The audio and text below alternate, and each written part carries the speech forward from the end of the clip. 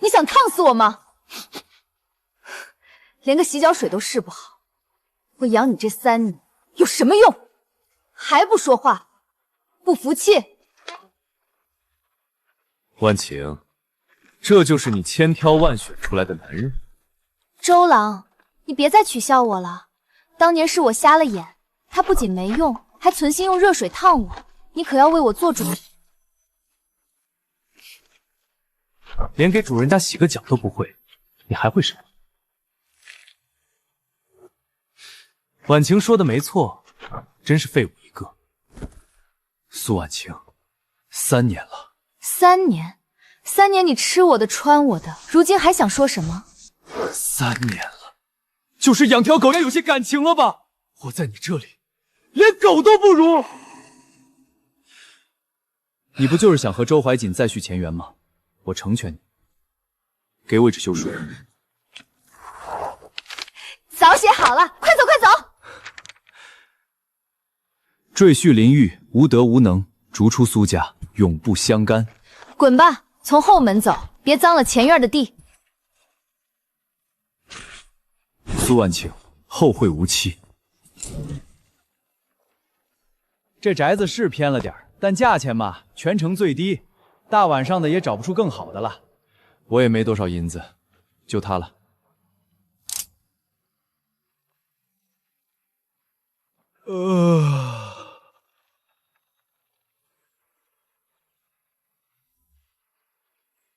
这角落里怎么还有扇门？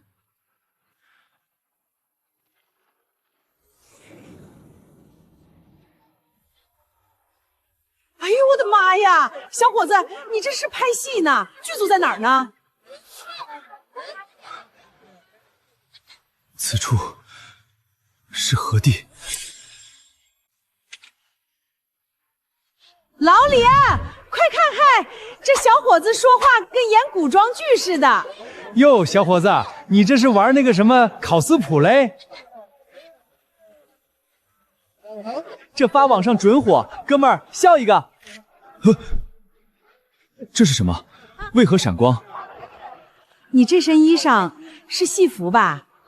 你是演员吗？我不知道。哎，别跑啊，小伙子！我的老天，这白花花堆成山的都是大米啊！小伙子，来点儿，我家米香，1块8一斤。不必了。这里的大米1斤竟只要1块8。今天肉便宜啊，多给我来点五花吧。是啊，肉价跌了，现在只要10块1斤了。肉竟这般便宜。我在苏家3年，连点肉末星子都难吃了。这是我的梦吗？我不会还没醒吧？是真的。好香啊，是肉包子味道。这包子，老板付了啊。那个小小的方块竟能付钱。小伙子，来一个，你有现金吗？这个行不行？这玩意儿我可收不了，要么扫码，要么给现金。不过嘛，你可以拿它去金店换点钱，金子银子都值钱。看着挺精神一小伙儿，脑子不会……算了算了，拿着吃吧，当我请你的。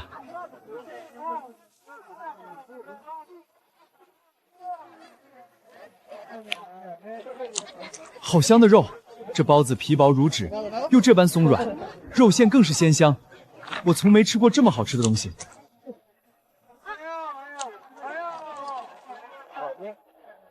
我必是不小心闯进了一个繁华至极的世界，这里的吃食如此廉价又美味，若能把它们带回那边，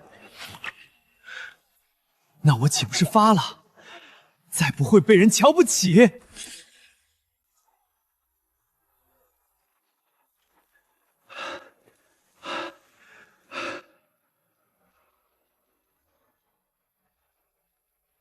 是真的，那个世界是真的，我还能把东西带回来。再试试，看还能不能再过去。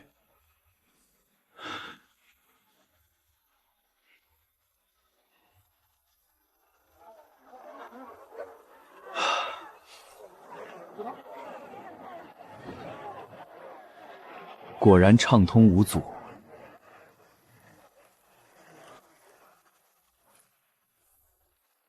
太好了，有这扇门在，我随时都能去到那个世界。我得找些东西，换点他们那边的钱。方才那老板说金子能换钱。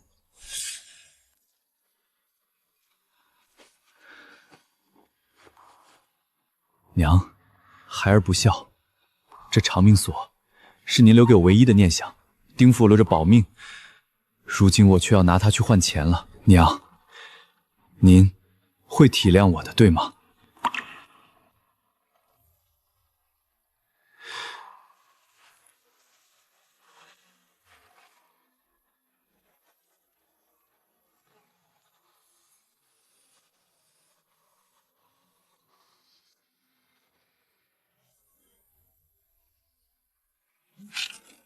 月阳温我往山前走，影子把您好，哟，又是你啊，小伙子，这次带着钱来买包子啦。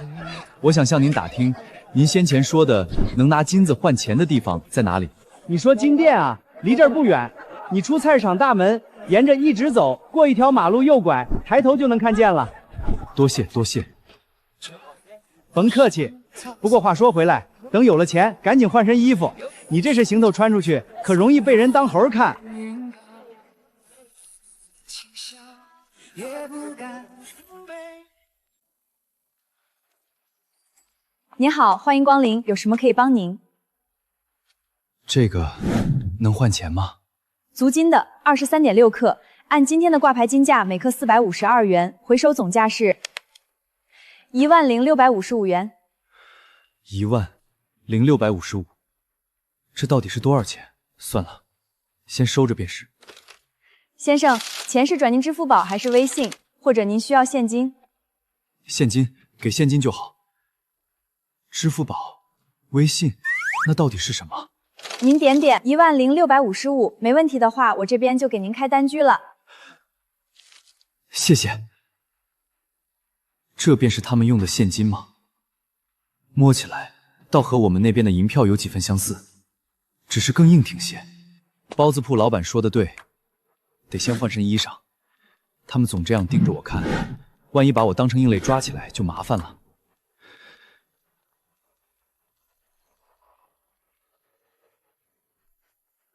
先生，人靠衣装，马靠鞍，这一换精神多了。还别说，你这头长发扎起来一点也不违和，倒像个搞艺术的。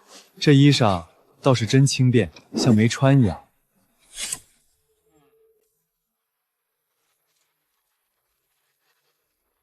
这都是些什么东西？这是蚝汁，竟能做得如此浓稠鲜调。先生，超市内的调料不能打开品尝，打开了就必须买。对不住，对不住，我不知道这个规矩，我全买。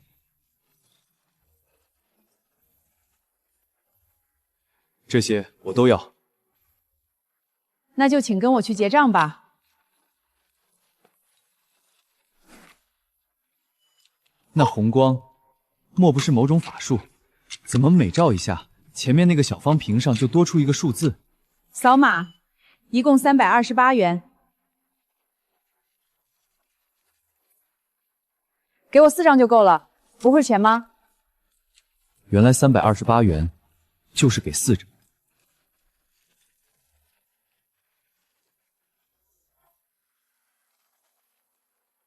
让我来试试，这味道竟能香成这样。成了，明天可以拿去卖了。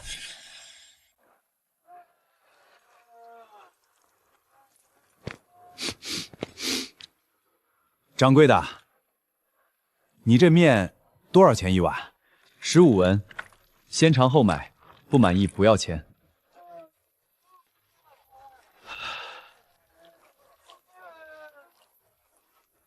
请。这汤怎么这么鲜？掌柜的，你搁什么仙药不成？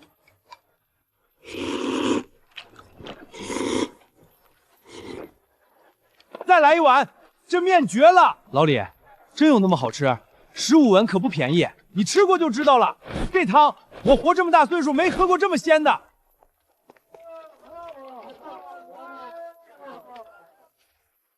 掌柜的，真能先尝后买？先尝后买，不满意不要钱。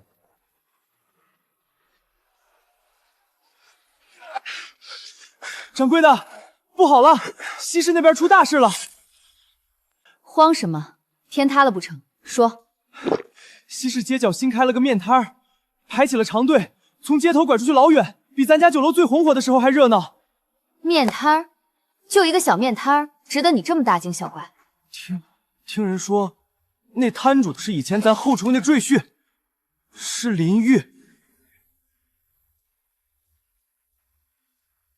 你说谁？林毅，就是您休掉的那个赘婿。他一个连洗脚水都试不好的废物，他能卖什么？他卖面，一碗肉汤面15文，那些人跟疯了似的排队，连隔壁街的脚夫都跑过去吃了。15文排场队，倒是新鲜。一个废物居然也能招揽来几个穷鬼。带路，我倒要亲眼看看他能卖出什么名堂。唉，这面，京城里那些大酒楼都做不这味道。莫说15文，就是30文也值。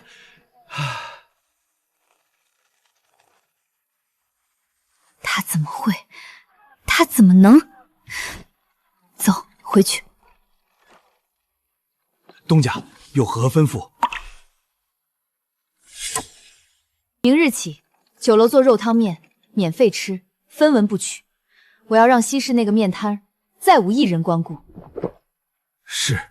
苏家酒楼酬宾大回扣，肉汤面免费吃，分文不取，走过路过不要错过。免费的，当真不取分文？分文不取，尽管进来吃。苏家酒楼肉汤面白吃不要钱，快去啊！什么？免费的，还等什么？免费的，快走，快走！哎，别走啊！你的面刚出锅，掌柜的对不住，苏家酒楼那边免费吃，你这面虽好，可也得收钱不是？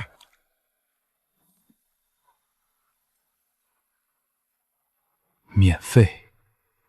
苏家酒楼何时这般大方了？明明知道离别苦，林雨，跟我斗，我看你能撑几天。夜悠悠，送走心寒。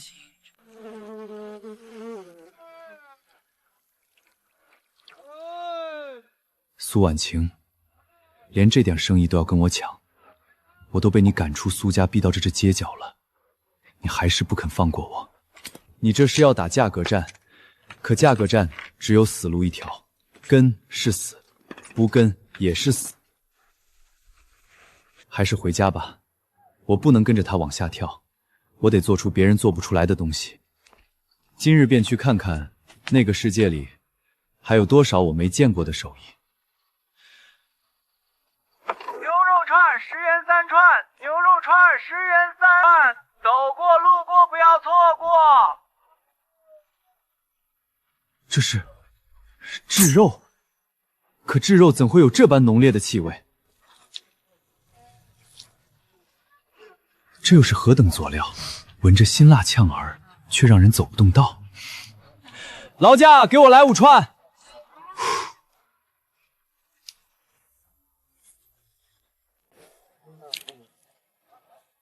我天，这焦香，这油脂，这味道太霸道了，太好吃了！怎么会有这般丰富的味道？这门手艺，我一定要学回去。老板，请教您件事。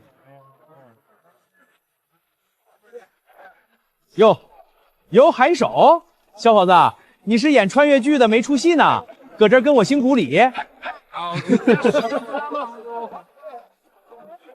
实不相瞒，我尝了您的炙肉，味道是我从未吃过的。我真心想学这门手艺，不知您肯不肯教？想学烤串，你知道这玩意儿看着简单，上手可不好整。之前买调料和衣服花了4张，可这是门手艺，和买东西不一样。学手艺得拜师，拜师就得有诚意，给多少才不算失礼。这些，请您收下，不敢贪多，教我3天便好。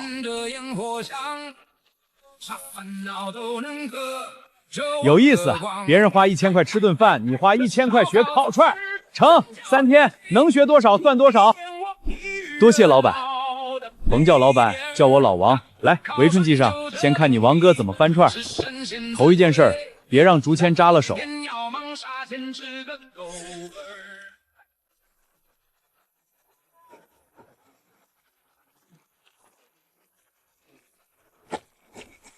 王哥，这腌料里除了孜然和辣椒面，还放了什么？料酒去腥，姜汁提鲜，洋葱末子，先腌后穿，顺序不能乱，乱了肉不进味儿，烤出来干柴，神仙都救不了。3瘦1肥，间距均匀。翻面3到4次，撒料2次，大火汁，中火煸油。对，就是这样。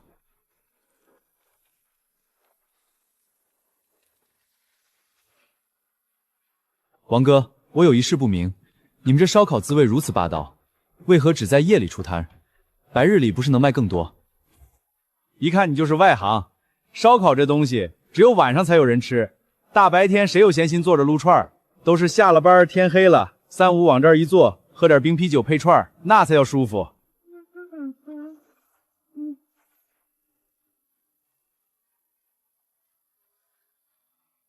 烧烤是夜的营生，难怪这里这般热闹。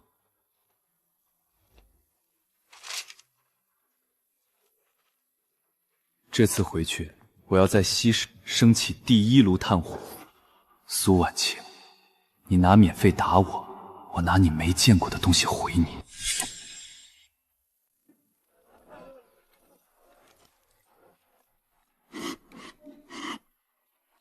走一走看，炭火烤肉串，5文钱3串，独家秘方，京城独一份儿。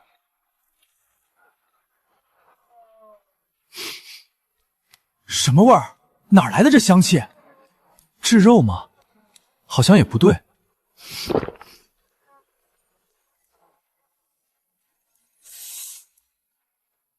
管它免不免费，我要去尝尝。等等我，我也去。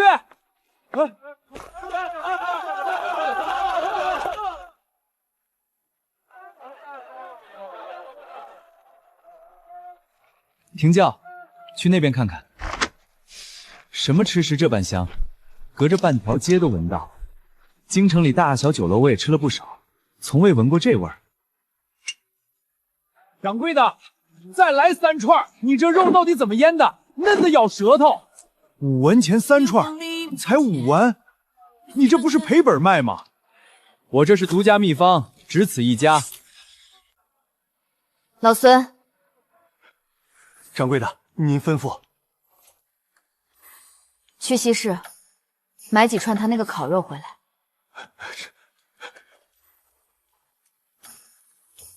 林雨，你到底哪来的这些东西？掌柜的，这味道闻着确实……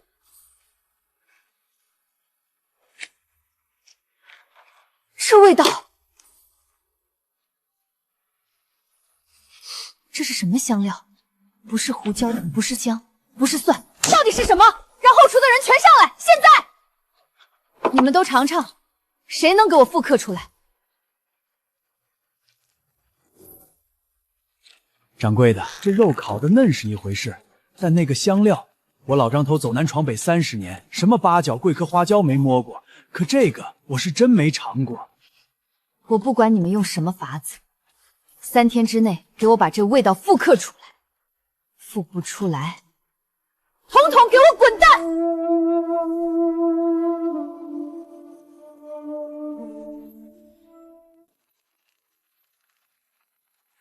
这异世美食果然受欢迎，赚的挺多。该补货了。可之前卖金所换的现金总有用完的一天，总不能回回拿碎银去换，太惹人注意了。得想个法子，在那个世界里也能赚钱，否则坐吃山空，迟早断货。这么晚了，谁会来敲这荒宅的门？大爷，求您给碗饭吃，给您当牛做马，干什么都行。看到这个少年，好像看到几天前的我自己，也是无家可归。先进来吧，吃吧。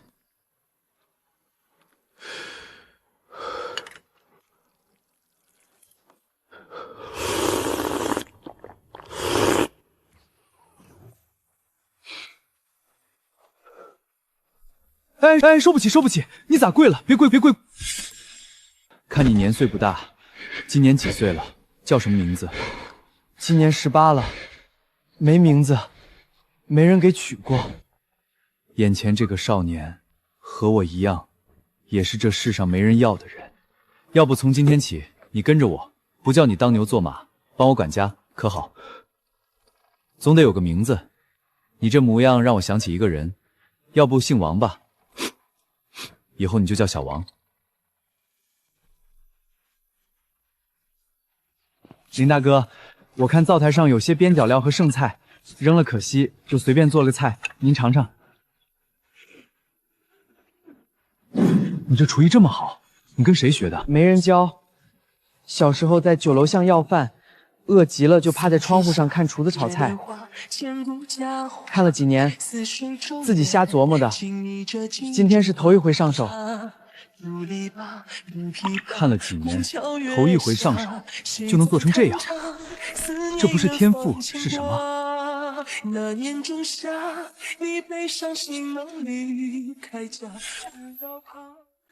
我需要时间去异世学习更多的料。小王厨艺这么好，上手肯定很快。小王，你愿不愿意跟我学手艺？愿意，让我干什么都行。从今天起，要叫师傅了。汤底不能滚太久，鲜味会散。面入锅，心里默数到30就捞，多一下软，少一下硬。3瘦1肥，间距要匀。太紧了烤不透，太松了一翻就掉。翻3次，撒2次。火候到了，肉会自己告诉你。听到滋滋声变大，油脂往下滴的时候，就是该翻面了。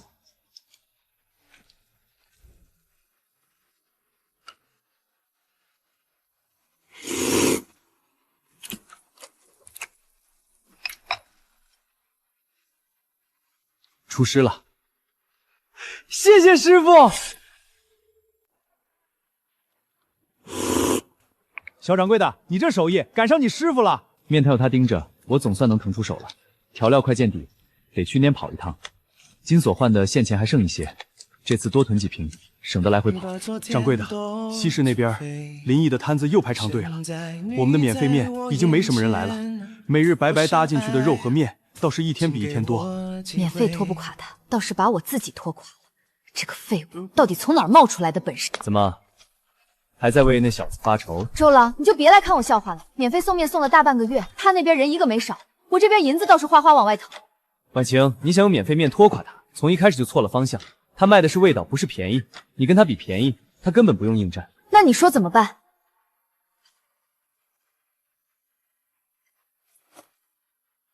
老孙，过来。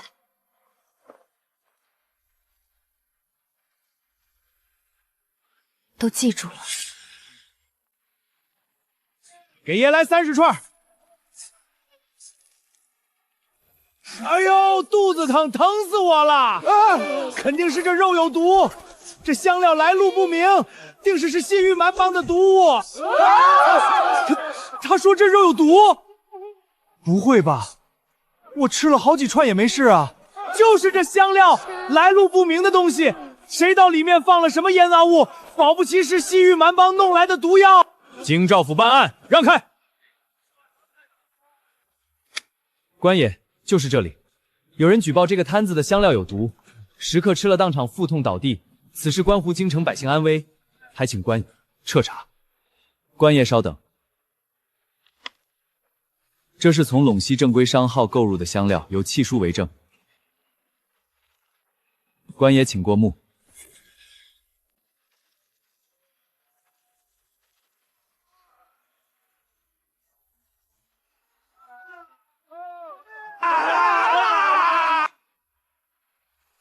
哎，你们快看，那个喊肚子疼的正偷瞄官爷眼色呢，可不是嘛？刚才还说肚子疼的满地打滚，这会儿还有心思瞄眼色。胡闹！几个泼盆串通演戏，还劳动京兆府跑一趟，我看你们是想吃牢饭了。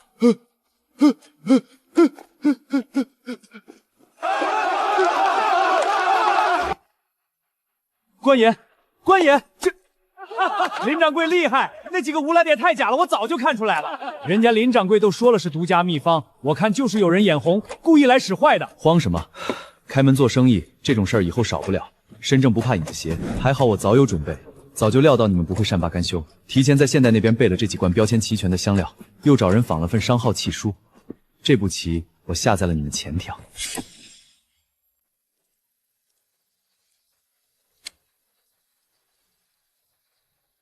这是开谱，开谱竟能印在书上卖，这意识简直奇了。我找的是一门手艺，这里简直是一座金山。这些全买回去，不愁没有新菜品。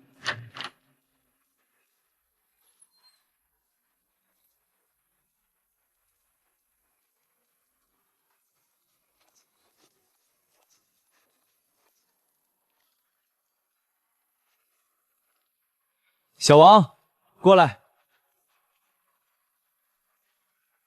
师傅，这上面画的是什么菜？这鱼怎么是这个颜色？我一样都没见过。这是我远房亲戚给我寄来的书，里面全是他们那边的独门菜谱，外头见不着。你别管它是哪儿来的，只管照着学。这上面的菜，随便端出一道，整条街都得排队。就它了，今晚是这个。师傅，这味道，京城没有一家酒楼能做得出来。成了，你快尝尝，咱们明天就推出去，就上这道菜。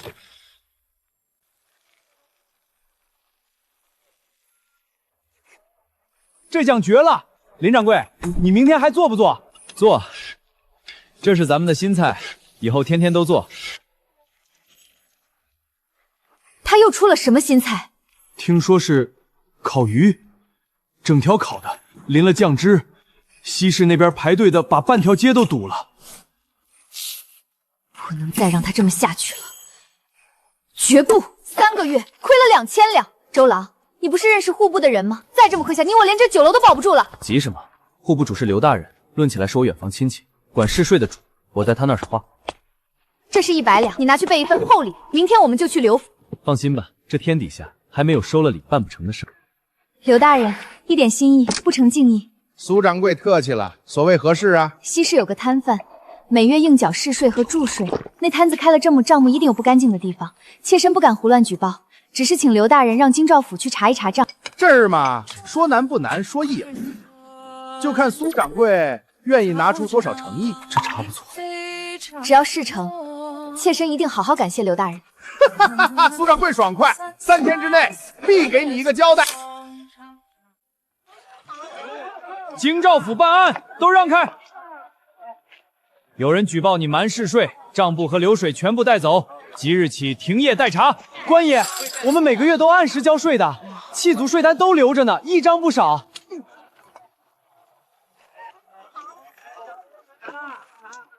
废话少说，查完了自然清楚。茶可以，账簿一本不少，你们尽管拿走。但摊上的家伙事儿是吃饭的家伙，你们别碰。哎呀，这摊子怎么就被封了呢？林毅，你不是挺有本事的吗？日日排长队，满西市都夸你是神厨，怎么连个摊子都保不住啊？可惜了。当年在我苏家后厨的时候是当牛做马的份，如今好不容易撑起个摊子，又被官府查了。林毅，你说你这命是不是不大好啊？苏掌柜消息可真快，我这摊子前脚刚被封，你后脚就到了，不知道的还以为你提前得了信呢。我可没那本事，不过是路过，看个热闹罢了。怎么，你心里有鬼还不让人看？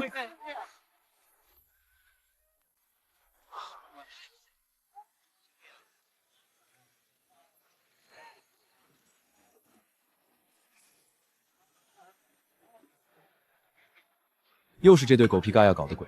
早听说周怀瑾有个在户部的远房亲戚，看来是攀上大腿。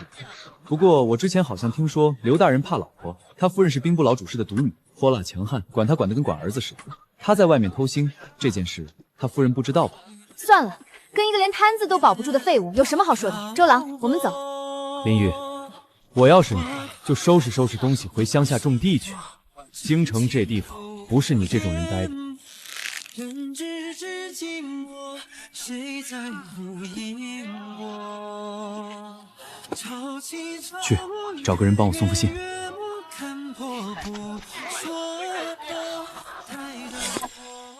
夫人，方才有人送来一封信，说急事，务必您亲切。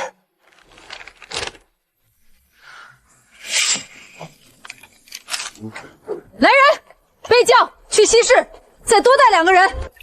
苏掌柜，摊子可是已经封了，你答应我的事儿可不能反悔啊！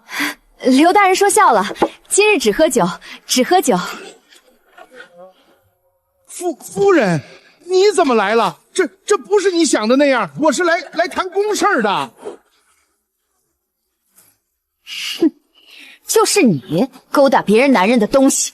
夫人误会了，都是误会，我和刘大人只是在谈公事。误会？老娘亲眼看见的，你跟我说误会？哎呦，不关我的事儿！往哪儿跑？你也不是什么好东西！姓刘的，你给老娘听好了，今晚回去不跪足1个时辰，你别想上老娘的床。夫人饶命，饶命！我跪，我跪！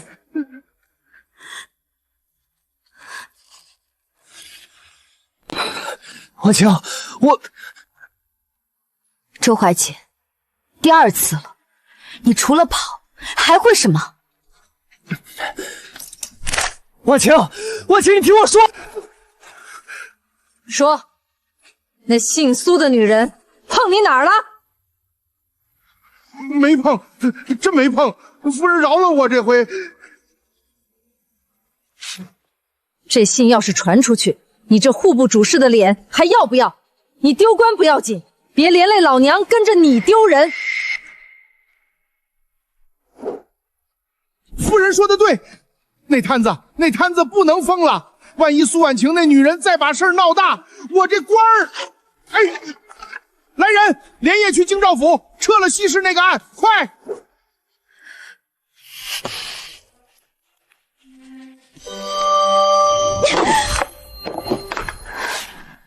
凭什么？他一个被休的，凭什么？林毅，你给我等着！掌柜的，后厨又跑了一个，老刘头今早走的，此公书在这儿。跑了好，3条腿的蛤蟆难找，2条腿的厨子多的是。再招。掌柜的，上个月工钱还没发，怕是不好招啊。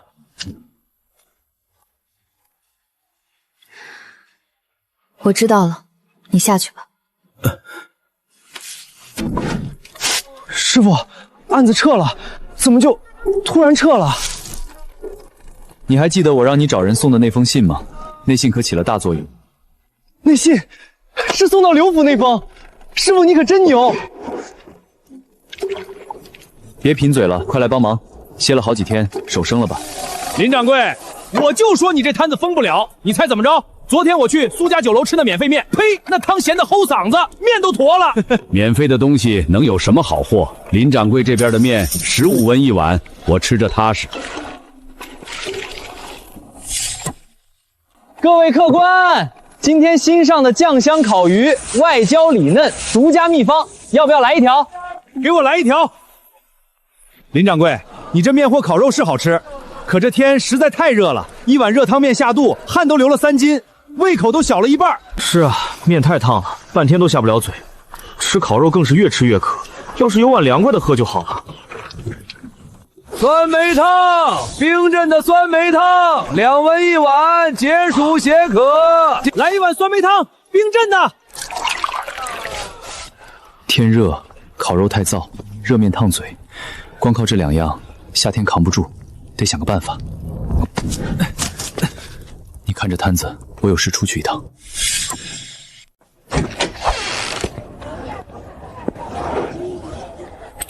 上次我买了书，学了新菜，这次先看看这个世界的人都爱喝些什么。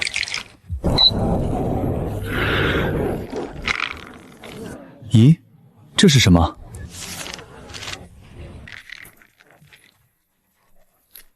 茶香、奶香、甜的，还有这黑色圆子，弹牙有嚼劲，冰凉的，好喝，冰凉好喝，夏天卖这个正好，吃烤肉配这个，解渴又解暑，我得去学。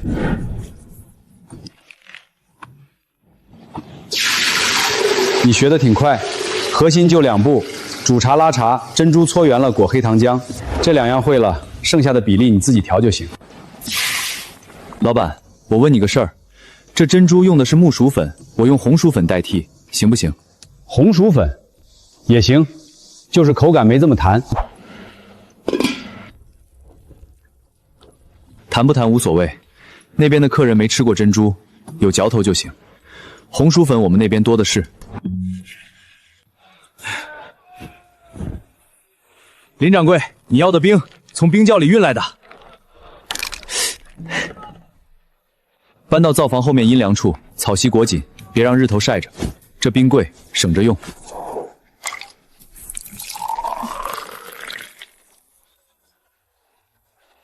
冰镇黑糖牛乳茶，10文1杯，解暑消渴，京城独一份儿。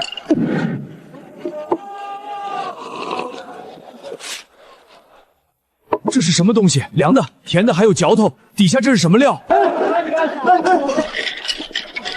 别急，都有。冰镇黑糖牛乳茶，10文1杯。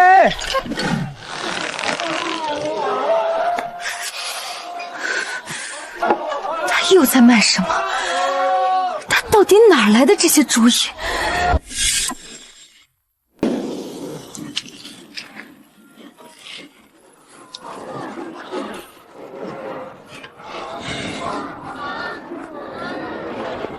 有意思。掌柜的，你这里最好的东西，每样给我来1份。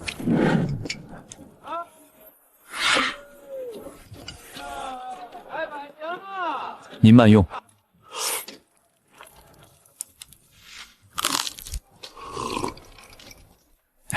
在下姓孟，东市醉仙楼的掌柜。掌柜的怎么称呼？林玉。林掌柜，你这烤肉老鱼，还有这杯叫什么来着？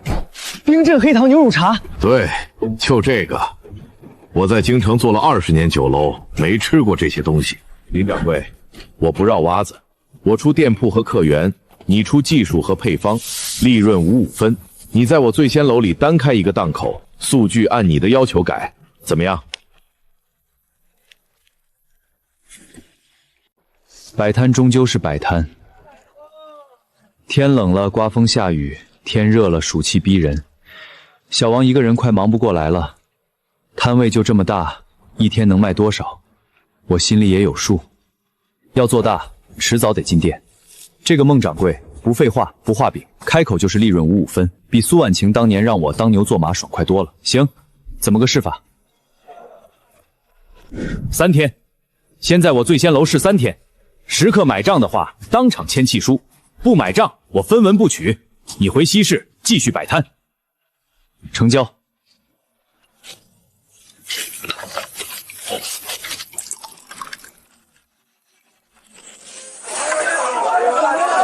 掌柜的，酱香膏鱼下面已经催了3回了，还有那个牛乳茶，后院存冰都不够用了。3天翻台率翻了近2倍。按照约定，醉仙楼与你合作经营，利润55分，契书有效期3年。林掌柜，契书就在这儿，你签字吧，我盖章。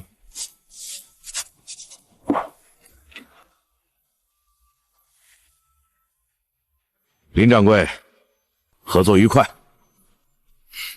合作愉快。被赶出苏家那天，我身上只有1张休书，这才多久，我有了一份正经的合作契书，这是我赚来的，而且往后还会有更多。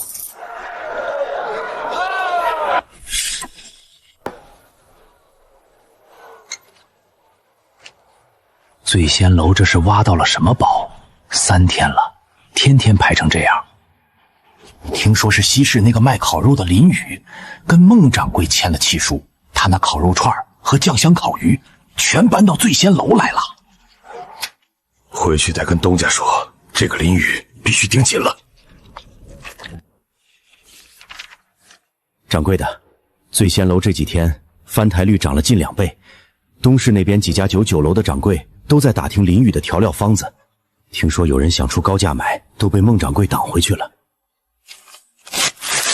调料方子，我也一直好奇，他那些东西到底是哪儿来的？老孙，去找个人，机灵点的，脸生的，让他明天一早伪装成送菜的，混进醉仙楼后厨。掌柜的，上次的事已经……上次是周怀一那个废物坏了事，这次你亲自去安排，办成了，这个月工钱翻倍；办不成，你也不用回来了。哎，劳驾，今天的青菜放哪儿？放那边，单子压在筐底下。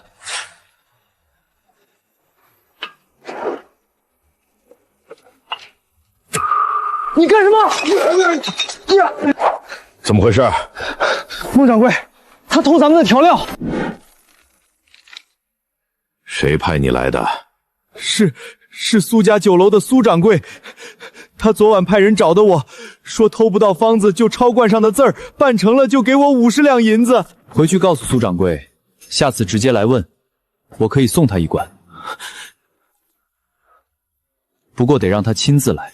苏婉晴，他在京城开了这么多年酒楼，脸面是一点不打算要了。来人，把这人捆了，直接送京兆府，罪名窃取商业机密。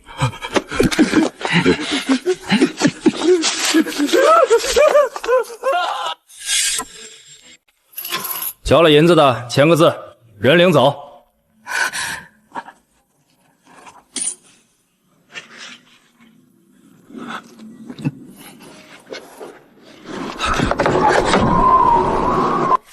你跟他们说了什么？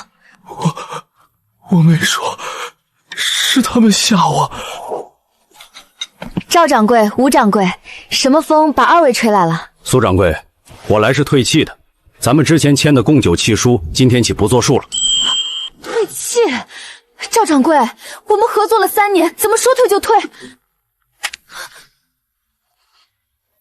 苏掌柜，明人不说暗话，你派人去醉仙楼偷配方的事儿，整个东市都传遍了。做生意各凭本事，用这种下三滥的手段，谁还敢跟你合作？师傅，调料又不够了，您再去找那位远房亲戚买点。不是买不买的问题，醉仙楼一天卖出去的烤鱼和烤肉，比咱们在西市摆摊时多3倍。调料用的越来越快，全靠我从那边一袋一袋往回背，迟早供不上。万一被人发现这些来自一市就完了。还有一件事，上次那个探子被抓了，苏婉晴肯定还会派人来。调料罐上的标签迟早会被人看到，味道也迟早会被人猜出来。与其让人偷去，不如什么？不如我自己把它做出来，以后都不买了，一劳永逸。自己造？师傅，这蚝油和生抽，咱们连原料是什么都不知道，怎么造？所以要学。明天我就出趟远门，去我那个远房亲戚那儿，专门看人家是怎么造出来的。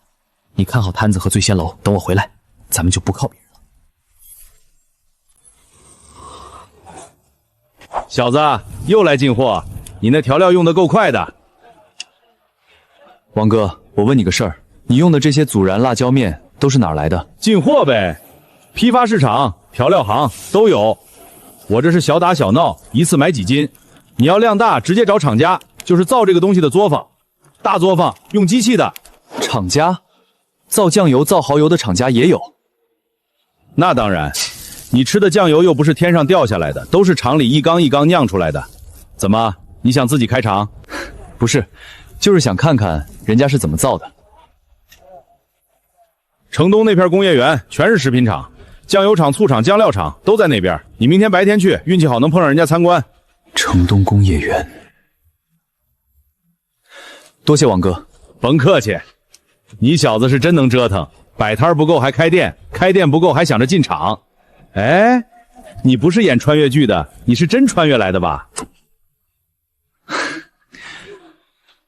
王哥说笑了。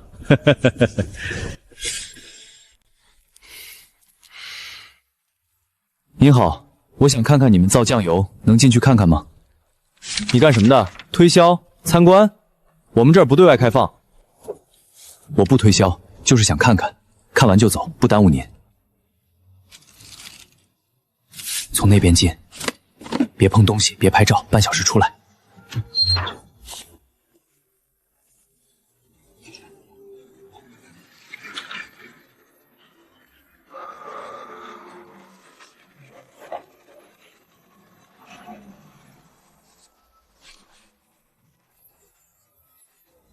我不用这么大的光，回去沏几口大缸，先蒸豆，再拌取，入缸发酵。等酱油熟了，用熬好的蚝汤淋油，淋出来的清汁就是生抽，锅底刮下来的浓汁就是蚝油。一套工序，2样东西，比从这边一罐一罐背回去强多了。这几本全部要买。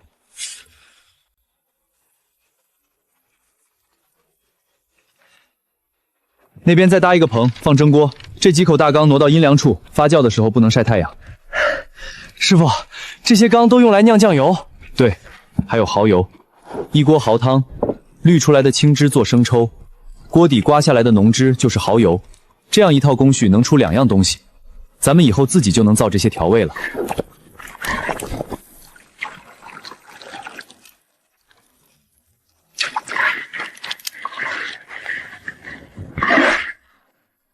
师傅，这么大一锅蚝汤，熬了这么久，就熬出这么点儿。头一回事，能出油就不错了。蚝油本来就是锅底刮出来的精华，出油率本来就低。咱们先试试味道行不行，产量以后再想办法。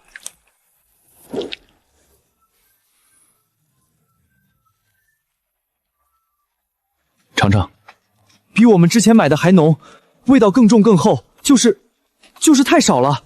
一大锅蚝汤。只熬出这么一小碗，少没关系，味道对了就行。第一批先做几坛酱，试试发酵。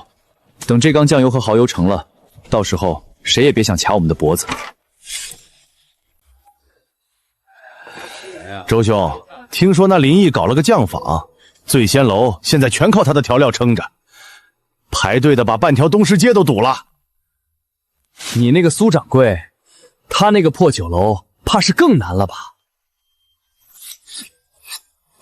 别给我提那个废物！他被婉清休了，现在倒风光了。他凭什么？还害得婉清和我离了心。周兄，酱府才刚建好，听说家伙事都还没搬进去，没人守夜。荒郊野外一把火的事儿，放火，万一被人查出来，哼，怕什么？荒郊野外的酱坊又没人守夜，一把火点了，谁知道是你干的？周兄，你什么时候胆子这么小了？就是，当年你在苏家酒楼多威风，现在倒好，你坐在这里喝闷酒，他倒是成了京城的红人，你咽得下这口气？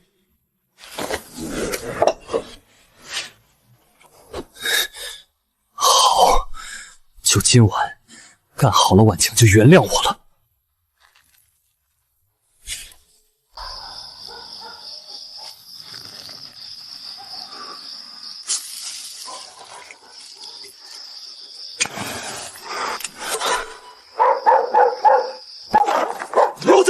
来人啊！在酱坊那边，别让他跑了！啊！我的胳膊，我的胳膊断了！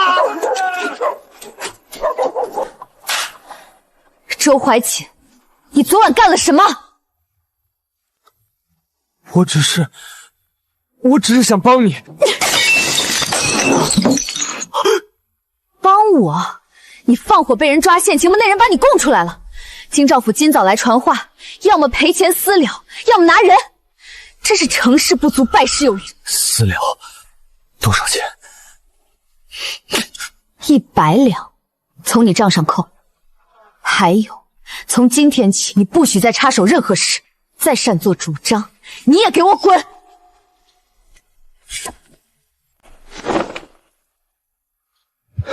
师傅，昨晚那2个贼肯定是苏家派来的，上次偷方子，这次放火，他们怎么这么可恶？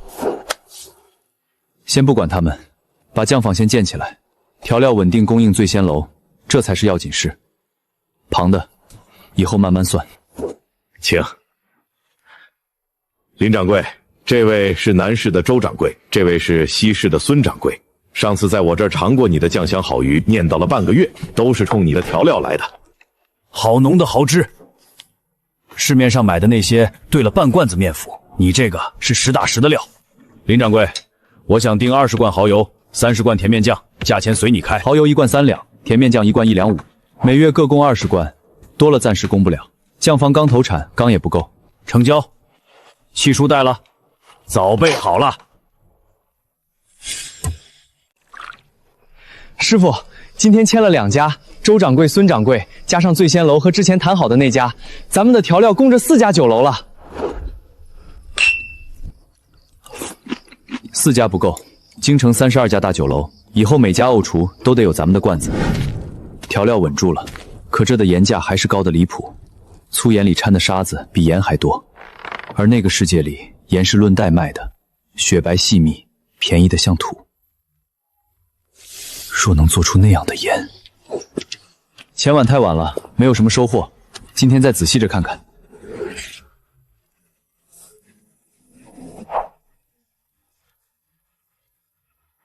溶解过滤，这2步不难，可这第3步加的什么？明房？明房是何物？我们那边从未听过这个名字。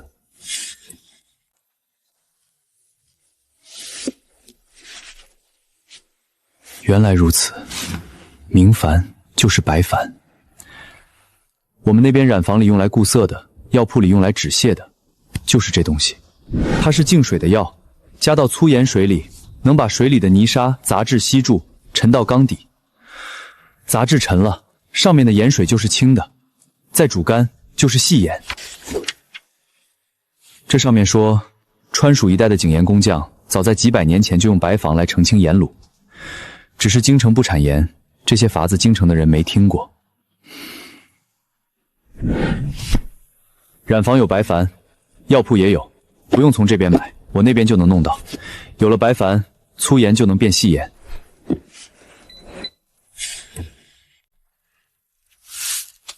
京城盐价1斤粗盐80文，就这，里面还掺了沙。师傅，你买这么差的盐干什么？醉仙楼用的可都是官盐，120文1斤那种。我想试试，能不能把80文的盐做得比120文的还好。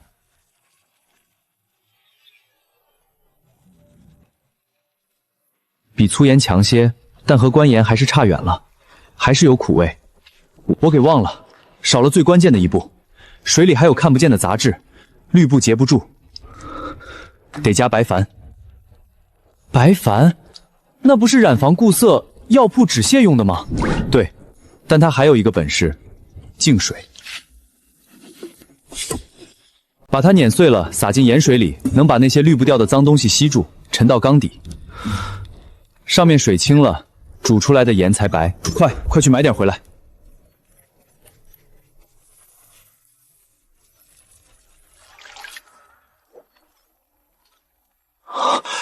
师傅，白了，真白了。这是盐？这怎么跟雪花一样？不苦不涩，就是咸，干净的咸。师傅，这比官盐强太多了。80文的粗盐，加点白粉，文火慢煮，出来就是这个。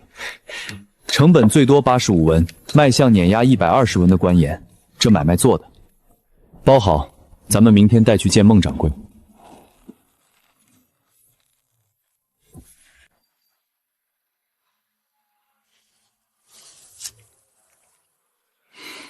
林掌柜，这个盐你从哪儿弄来的？我用粗盐提的，市面上最便宜的那种粗盐。你知道京城的盐市是谁在把持吗？几家大盐商手里握着盐引，连户部的人都跟他们称兄道弟。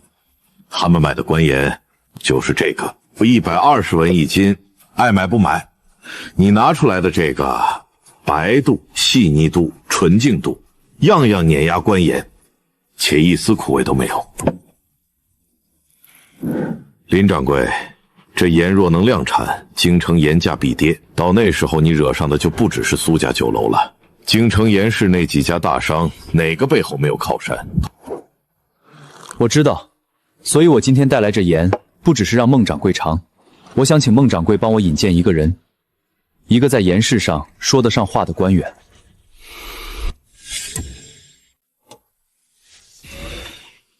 林掌柜，一个不贪银子、不卖人情，还得能在工部说得上话的人，这种人可不好找啊。不过我相识的倒有一个，工部主事沈怀安，寒门出身，在工部待了8年，专管器物营造和工艺改良。此人从不收回钱，且对技术革新极有兴趣。你这一套粗盐提线的工艺，他应该看得上。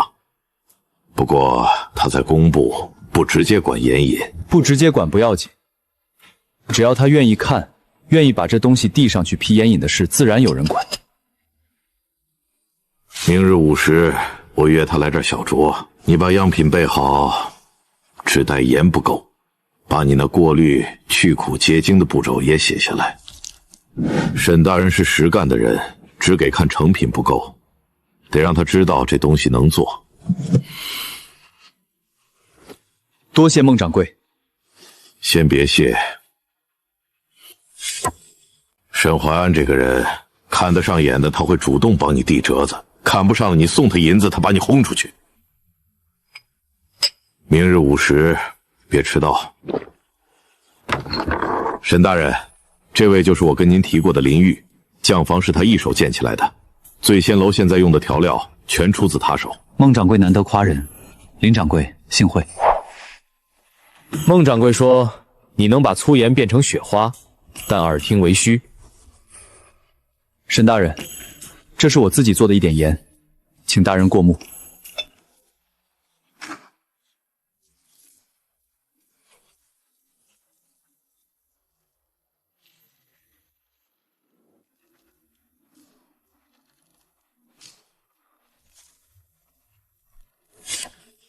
孟掌柜，麻烦取一碟官盐来。林掌柜，这盐是你做的？是，曹玉成用市面上最便宜的粗盐自己提的。哦，怎么提？方法都在这里，请沈大人过目。白咸净水倒是常见，用来制盐，你从哪儿学的？草民在家瞎琢磨的。林掌柜，这管盐和你写的提纯之法，我明日便呈给工部尚书过目。你这套工艺，每一步都可以写进工部存档的制盐规程。若此法能推广，受益的不只是京城。草民实在是多谢沈大人。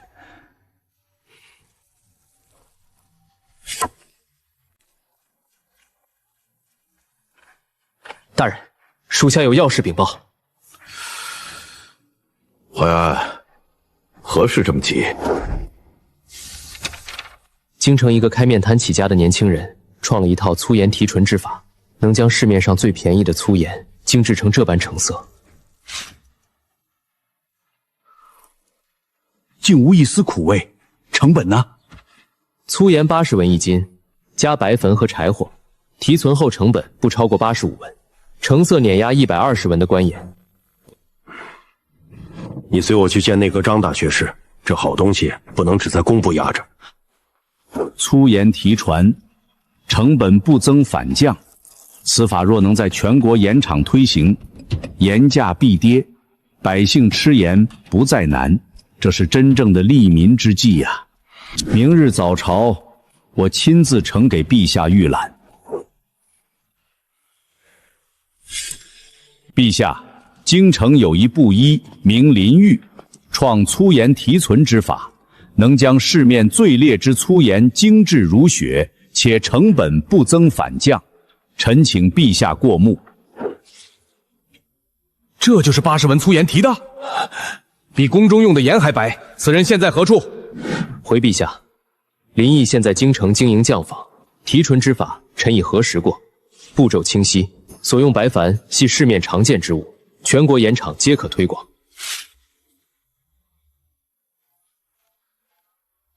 传旨，明日让林毅进宫当众演示，朕要亲眼看看粗盐怎么变成雪盐。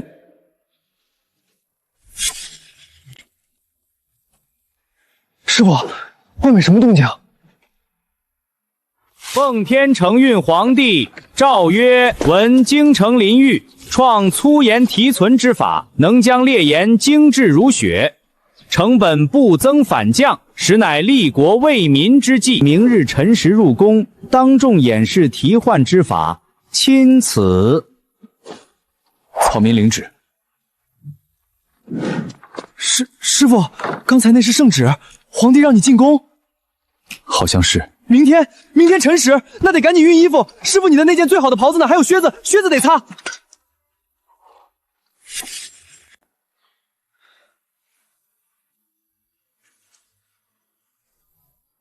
草民林宇叩见陛下。免礼，东西都备齐了，开始吧。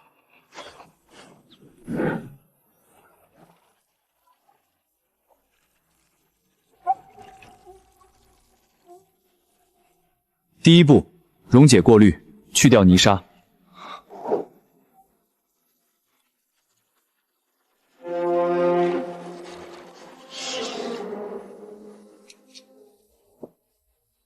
第二步，明防去苦。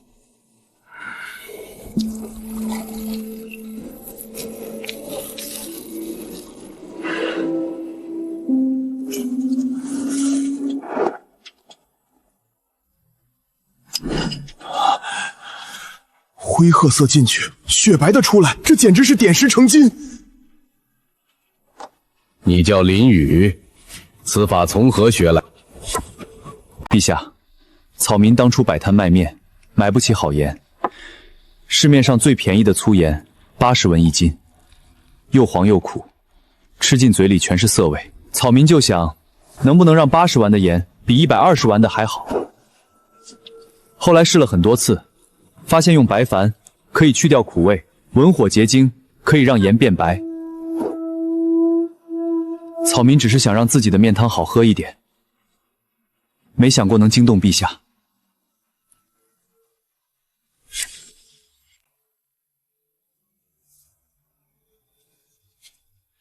赏黄金100两，锦缎20匹，令着工部在京城郊外择地建官办精制盐坊，提存之法由林玉主理，工部派人协助记录，全国盐场逐步推行。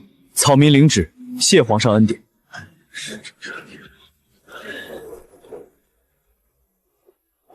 恭喜林掌柜，100两黄金是其次，这官办盐房的主理，京城多少商人求一辈子都求不来。从此以后，你就是工部的人了。不敢当，沈大人，盐坊的事还要仰仗您多费心。我一个摆摊出身的，工部的规矩一窍不通。工部明日就拨银子和工匠，具体怎么建，你来定。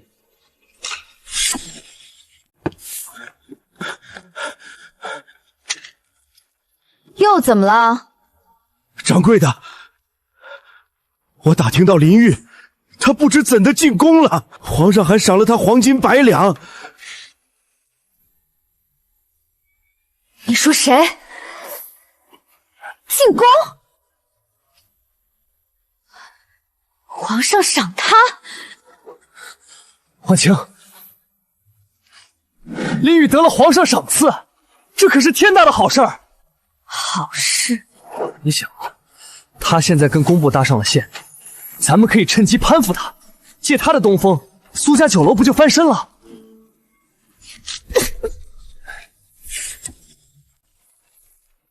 沈大人，我是这么想的，整个提纯流程不放在一间屋子里，拆成4个工位，每个工位只做1个步骤，既保证效率，又防止技术外泄。好法子，每个人只知其一，不知其二。就算有人花银子挖走1个工人，也都拼不出完整的房子。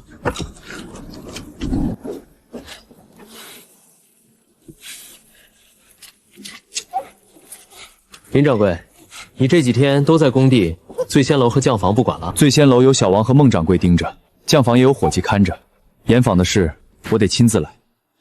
工部拨的银子是国库的钱，出了岔子，对不起的就不只是皇上的赏了。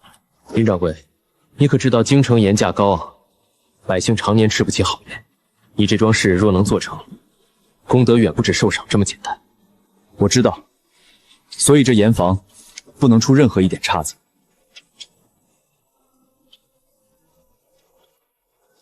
往后有事直接找我。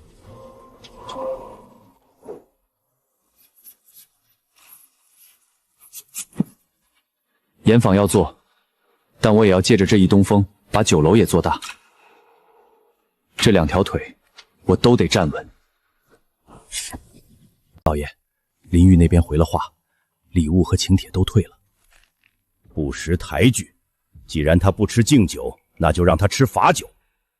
老爷的意思是，他在西郊的盐坊，工匠都是工部拨的，但工匠也是人，是人就能被买通。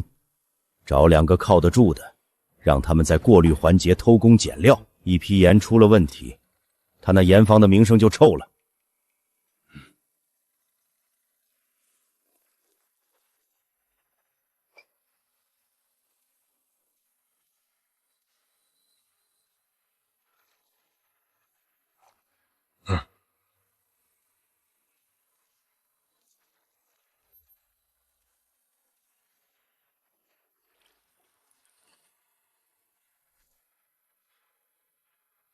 停！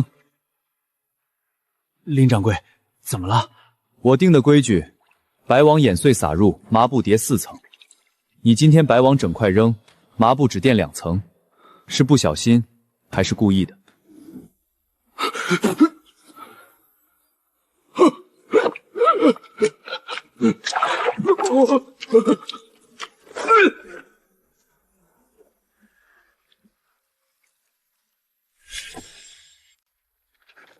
说，谁指使的？是赵府的管家，他说只在过滤环节偷点懒，查不出来。每人给了20两银子，事成之后再给30两。小的鬼迷心窍。赵万金，真是好长的一双手，都伸到工部督办的盐房来了。将这2个工匠移送赵府严办，备马，我亲自去赵府。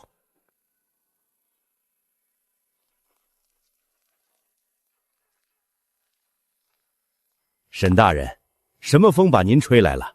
也不提前打个招呼，我好备茶。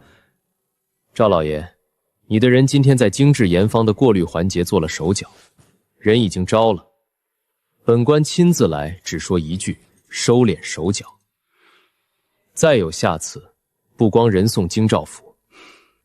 沈大人言重了，2个工匠的一面之词未必可信。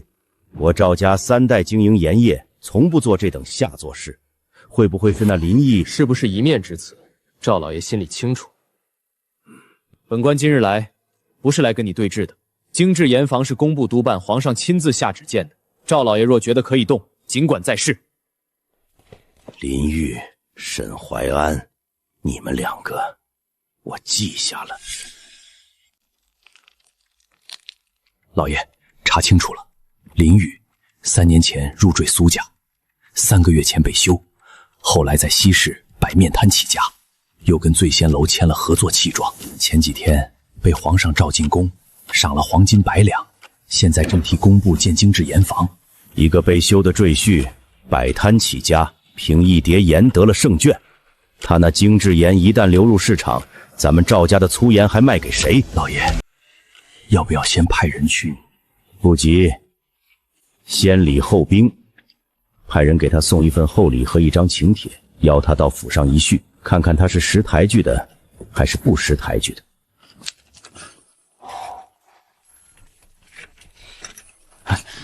林掌柜，我家赵老爷京城盐商赵万金命小的送来薄礼一份，请帖一张，请林掌柜过目。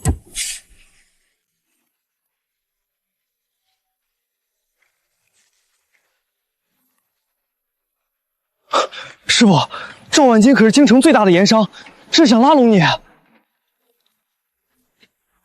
礼物我就不收了，替我回赵老爷，盐坊事忙，暂不能赴约，改日得空，定当登门拜访。林掌柜，赵万金此人笑里藏刀，你退了他的请帖，他不会善罢甘休。我知道。赵家3代经营盐业，朝中多位权贵与他有利益往来，宫里户部侍郎曹大人跟他走得最近，你要小心。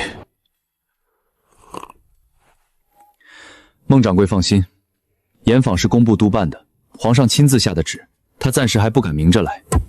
周公子，听说你也跟那个林宇有梁子？何止梁子，那个废物，当年在苏家给我女人洗了3年脚，如今倒骑到我头上来了。既如此，你我便是一条船上的人。周公子在户部不是有门路吗？帮赵某一个小忙怎样？林宇的盐方需要石花石和柴炭，这些物料都得户部批文，卡住审批，没有料，他那盐方就是一堆空房子。户部物料审批，小事一桩，这忙我帮了。又去哪儿了？赵府，赵万金请我喝酒，他答应联手对付林玉，我帮他卡住盐坊的物料审批，他帮我。你答应他了？怎么，这不正好？赵万金是什么人？吃人不吐骨头的大盐商，苏家酒楼这点家庭不够他塞牙缝，你跟他联手，到时候被他吃的骨头都不剩。孟掌柜，我今天抽空过来，是有件事想跟你商量。什么事儿这么郑重？盐坊那里出问题了？盐坊一切顺利，是我自己。我想在南市盘2间铺面，开自己的第1家店林记。好，说吧，需要我帮什么忙？南市那边我不熟，想请孟掌柜帮我寻2间地段好的铺面。南市那边铺面我熟，靠街口的2间正在转租，地段好，租金合理。你哪天去看？我帮你跟房主约。孟掌柜，你不介意？介意什么？你能在我醉仙楼做这么久，是我赚了。难不成我在你眼里是唯利是图的小人？多谢孟掌柜，没有醉仙楼这一步，就没有林记，这个恩情我记着。行了，别跟我来这套。林记开张那天，我可要做头桌。师傅，后厨的灶台全部按醉仙楼的标准砌的，铁板灶也搭好了，还有那个冰窖也挖好了，比醉仙楼的还大1圈。咱们这就真要自己开酒楼了。皇上赏的黄金100两换成砖瓦木料，比放在箱子里值多了。小王，把招牌挂上去吧。林记酒楼明天开张。哈哈哈哈哈！林掌柜，开张大吉！东市的同行们听说你今儿开张，都坐不住了，非要跟着我来。往后我们东市和南市也算一家人了。工部事忙，没法久留，一点小心意，上好的紫砂茶具一套，不是什么贵重大礼。吉时到了，接吧，大伙儿都等着尝你那些新菜呢。林记酒楼今日开张，多谢诸位捧场，都快里面请。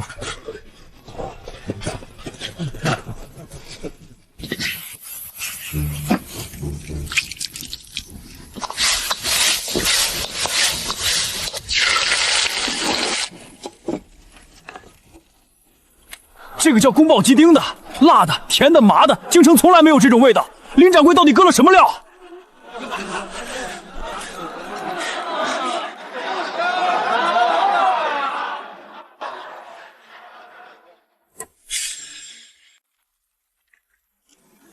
林掌掌柜，户部今天突然下了批文，您看。批文上说石为石和柴炭物料审批全部卡住，理由是物料来源不明。那要不要找沈大人？沈大人是工部的人，他去碰户部的事是越权，先不找。你稳住工匠，生产线不能停，我去想办法。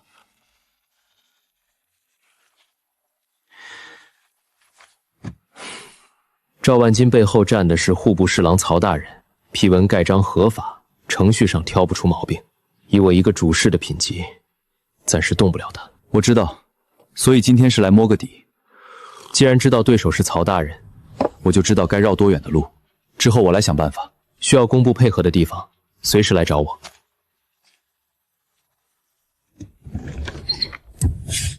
这是何东西？乌黑的圆饼上怎么会有这么多孔？老板娘，你这炉子里烧的是什么？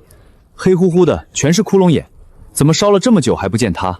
蜂窝煤呀，没见过，一块能烧2、3个钟头呢。你是不是大城市长大的？这个都不认识？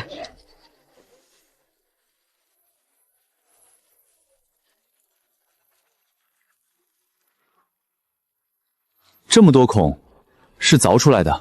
不是凿的，压的时候模子上自带，一压就是一个眼。你看那个，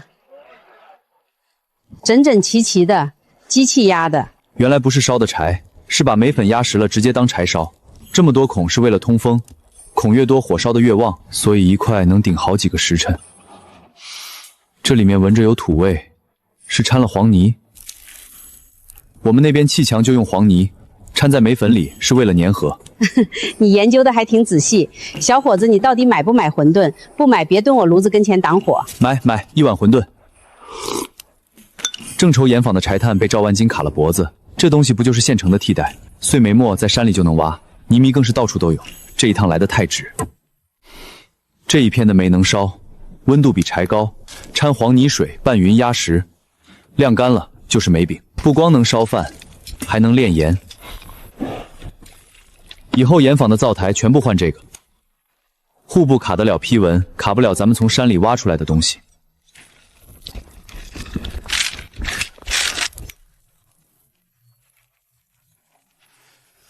林掌柜，这煤饼烧起来比柴炭还稳，温度高，没烟，一能烧大半天。您哪来的那么大的本事？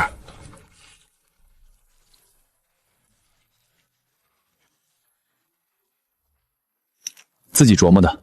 贝壳灰过滤效果和石灰石一样，煤饼比柴炭耐烧，成本还低2成。之前一锅卤水烧3、4个时辰，现在2个半就成。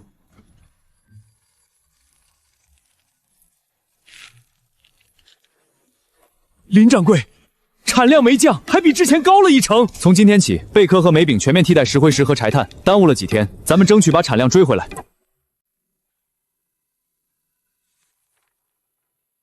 他们联手欺压我，我得想个办法，找别的路。去那个世界找思路吧。免费试吃，新口味炭生烤肠，尝一尝不要钱，好吃再买。这是什么？积分卡呀，每次来买东西盖1个章，攒满10个章，免费兑1盒蛋挞。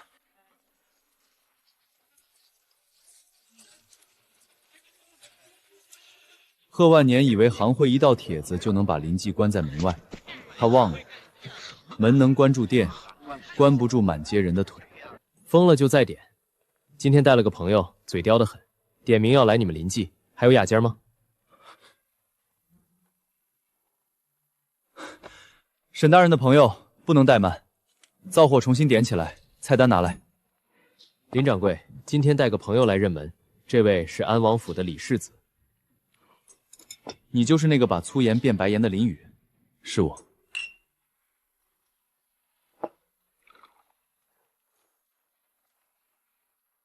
下次再有人找你麻烦，报我名字试试，咱们也算朋友了。安王世子，他可从不给人留这样的话。走了。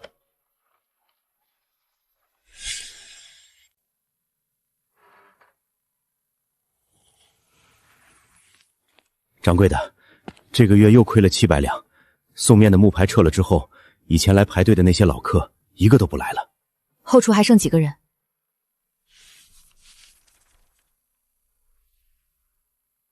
周怀瑾呢？周公子好几天没见人了，账上支了50两，前天又支了30两，柜上说您签的字。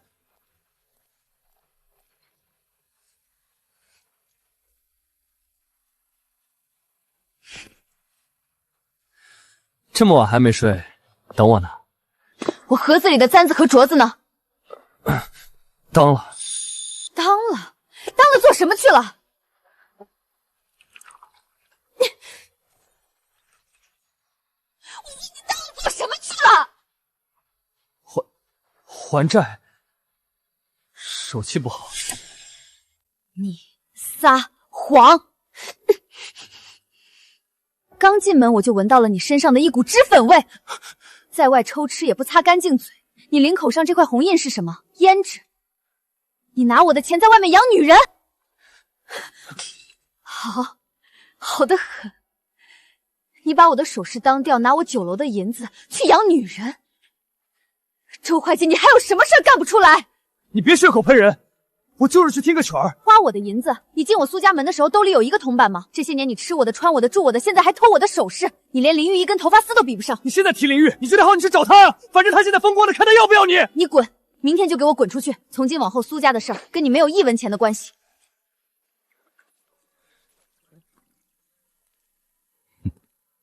公子真是贵人多忘事，咱们明人不说暗话。临济那边，赵老爷想让公子搭把手。搭什么手？这是巴豆粉，不管你用什么办法，把它掺到临济当天要用的肉里。先办事，后拿钱，这是定金。收好了，明早寅时，别误了时辰。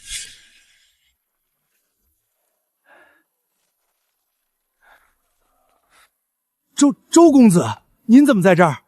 这菜是你天天往临济送？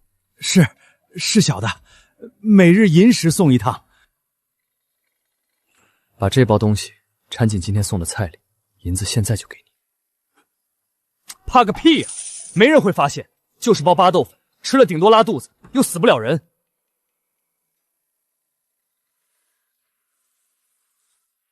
够了，送进去吧。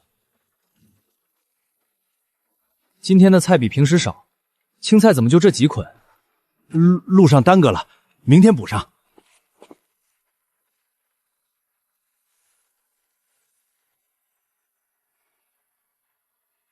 师傅，你看菜根上这白的是什么？今天的菜贩怪得很，放下菜就跑，叫都叫不住。我翻了2捆，都沾着这东西。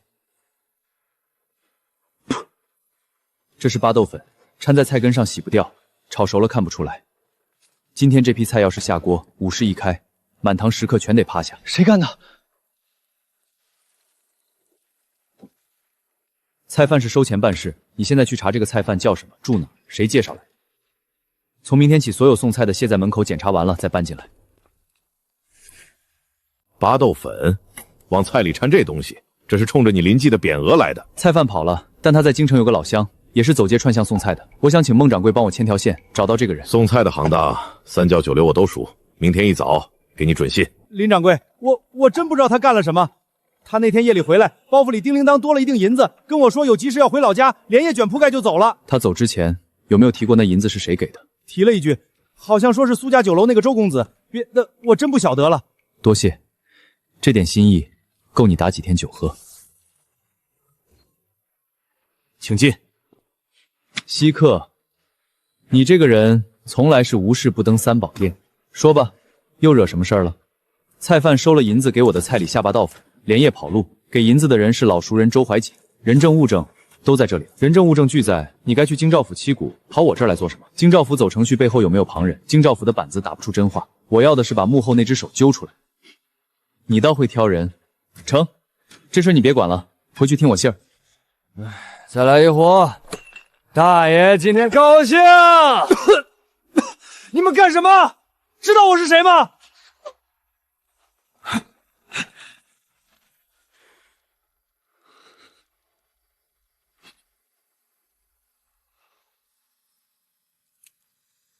就是你，往临记的菜里掺巴豆粉。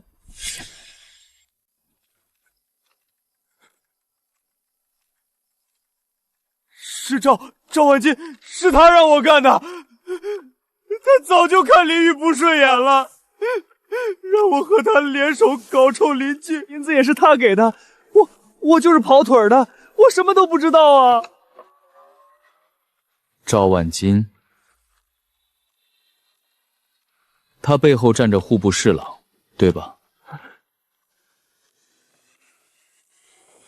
给你2条路：一，天亮之后自己去京兆府，把刚才的话原封不动再说一遍；二，3天之内收拾干净，滚出京城。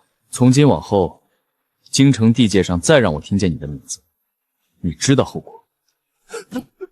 我选第2条，我走，我今晚就走。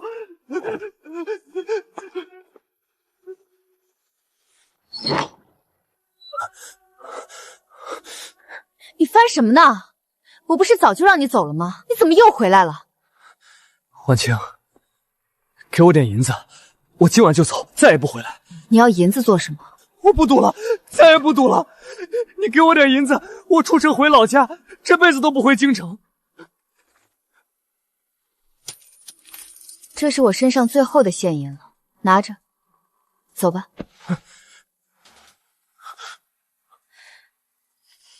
别再回来了。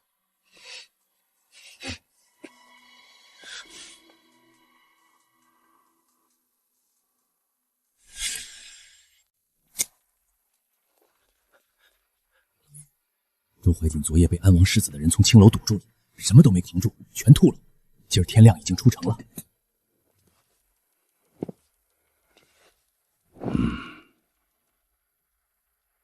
林宇居然还攀上了李锦云，堂堂安王世子替一个开饭馆的出头，真有意思。老爷，要不要继续找人盯一盯？收手！周怀瑾那个废物已经亮了底，安王世子既然插手，现在动林业就是往刀口上撞。让他们先得意几天，日子还长。各位掌柜的，再宽限几天。宽限？苏婉晴欠我们的银子，前后加起来1200两，酒楼封了，人也找不到，你让我们找谁宽限？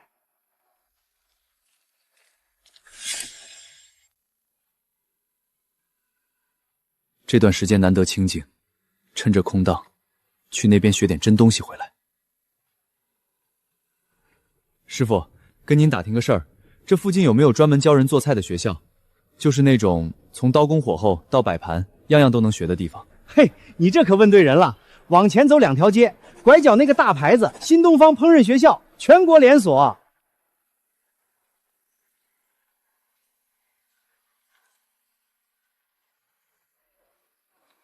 您好，我想报中式烹调，还有中式面扁，2个都学。2个班连着上，早8点到晚9点，中午只有40分钟吃饭，强度不小，你确定扛得住？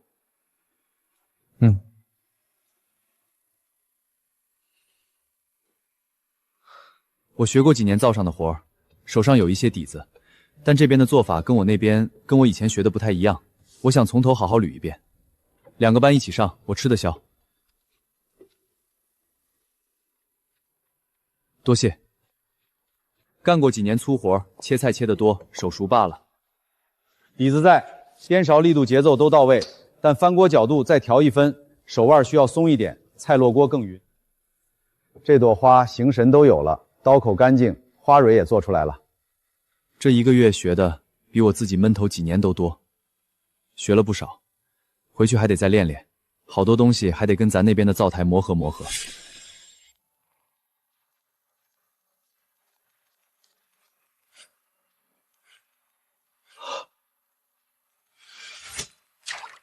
这是豆腐，豆腐能切成这样？师傅，你这双手，你手上有眼睛吧？剩下3道菜：松鼠桂鱼、水晶灶肉、蟹黄汤包。刀法刚才教过你了，今天你上灶，我看着。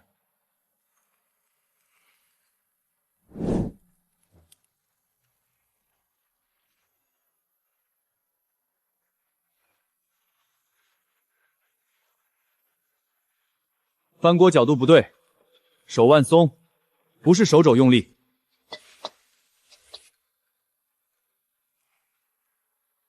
虾饺的褶子再细1分，蒸出来才透亮。蟹黄汤包的皮再擀薄，薄到能看见馅儿。对，就这样。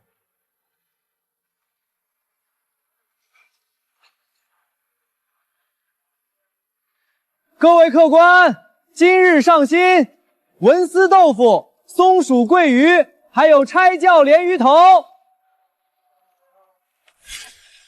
尝过咱家新菜的，就没有不拍桌子的。走过路过别错过，今天不点，明天排队排到巷子口。来！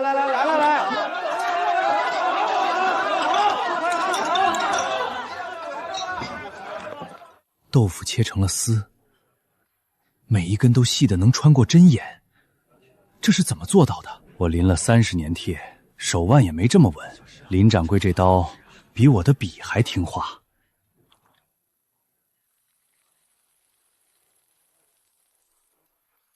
整条鱼花刀炸出松鼠尾巴的形状，我活了60岁，头一回见，尝一口看看。再来1份。小二哥，你们这个虾饺皮是透明的，里面的虾仁看得一清二楚，这皮是怎么擀出来的？客官，这个您得问我们林掌柜，我只管端菜，配方是掌柜的从很远的地方带回来的。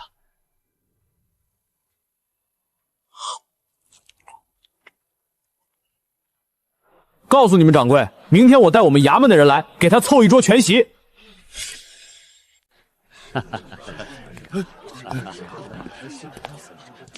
贺会长，安王世子怎么来了？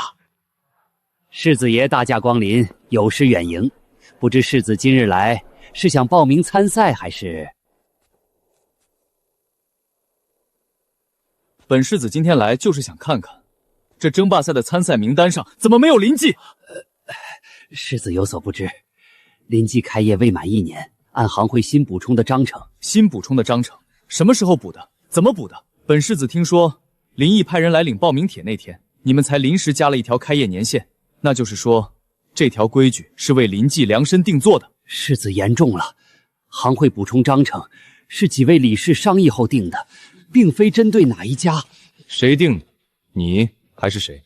定规矩的人今天在不在场？在的话，出来跟我说说到底是个什么道理。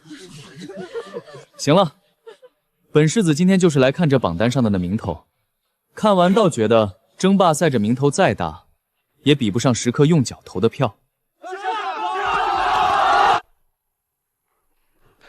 师傅，你听说了吗？今天争霸赛上，安王世子当着100多号人的面质问贺会长为什么不让林记参赛。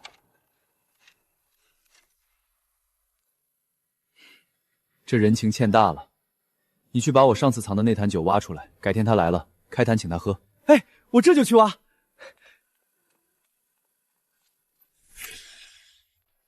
林掌柜，京之盐的官方批文下来了，朝廷允许在京城及周边府县公开售卖。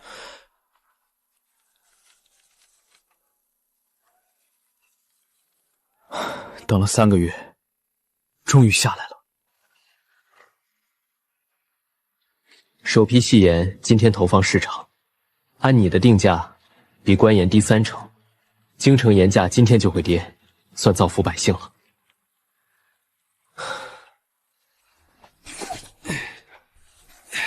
林记精制盐35文1斤。这么白，跟雪一样，我还没见过这么白的盐。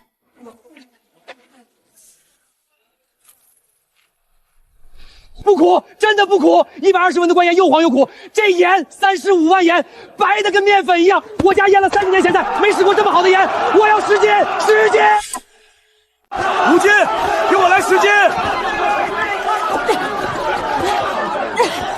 别急别急，里面还有好几袋呢，我回去叫我儿媳妇也来买，这价明天怕是抢不到了。老爷，今天市面上林记精制盐第1天开售，咱们在京城的6家盐铺加起来只卖了20斤，库里囤了8000斤粗盐，照这个价卖，光是这批货就要亏掉4000两。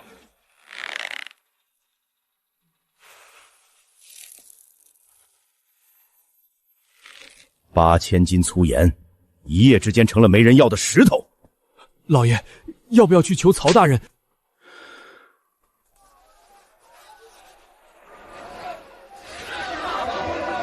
不必，曹大人比我们更急，把库里的粗盐降价卖，能回多少本是多少本。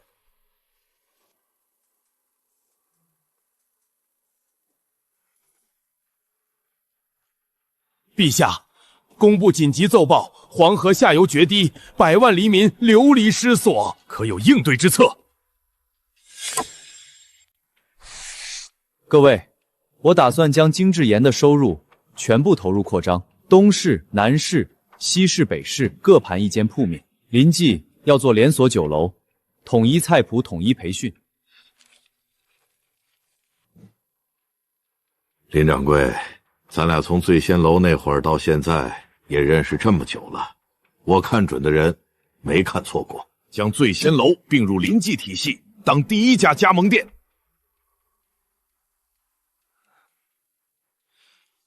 我不做掌柜了，做你的合伙人。哈哈哈哈哈！老孟连老字号都押上了，我还犹豫什么？2000两占1成。哈哈哈哈哈！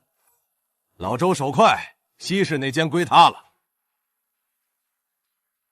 我1500，北市那间我来。你们俩一个比一个急。哼！我1000，东市剩给我。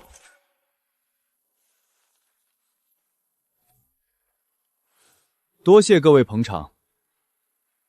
2个月后6家店开张，年底分红，咱们桌上见。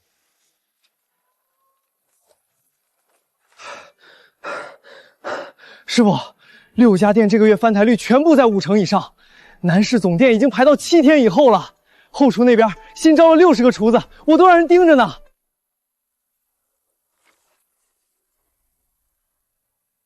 账我不看了，你盯的是，我放心。走，回家。今晚不做饭了，去厨房把你上次腌的那坛酱菜挖出来，开坛，咱俩喝一杯。明天放你1天假，睡到日上3竿，谁都不许来叫你。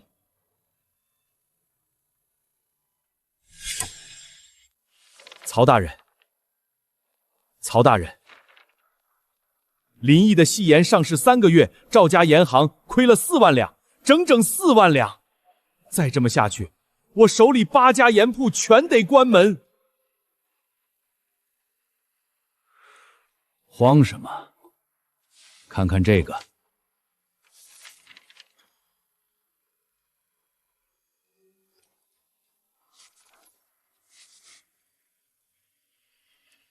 什么时候？明天。多谢曹大人。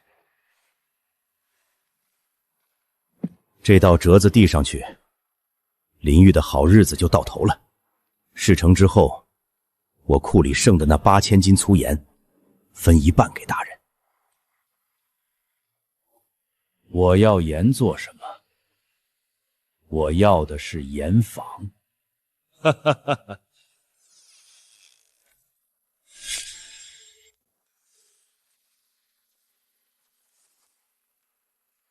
陛下，臣有本奏：征制盐坊主理林纡以一介商贾之身，窃据朝廷严令，提纯之法乃国之重器，若私相授受致外泄，后果不堪设想。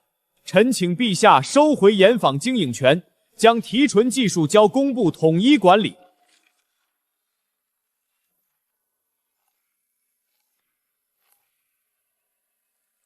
收回。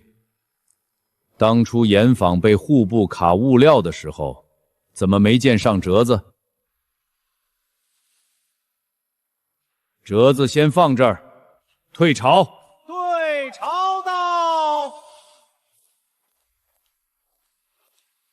曹爱卿，言官是好刀，但别使顺手了，搁着自己。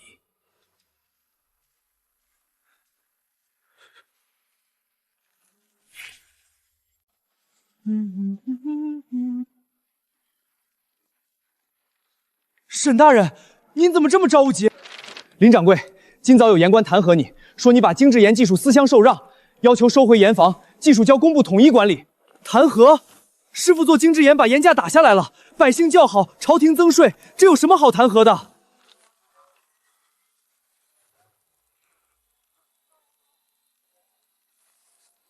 陛下可有说什么吗？留中不发，既没有批，也没有驳，奏折压在宫里，暂时没动静。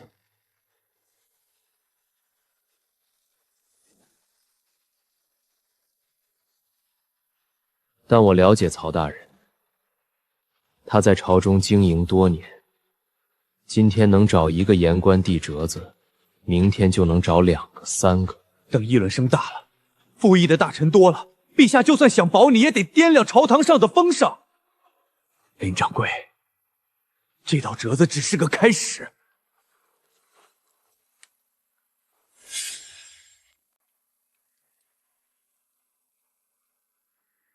沈大人，朝廷现在最缺的是什么？北境正在用兵，军粮、盐铁是眼下最缺的战略物资。户部天天为军饷发愁，怎么问这个？哼，沈大人，曹大人想用弹劾拖死我，让我把精力全耗在应付朝堂上。我不耗，我手里还有别的。若成了，不只是盐坊，是朝廷急需的东西攥在我手里。到那时候，不是他曹大人弹劾我，是朝廷离不开我。你要做什么？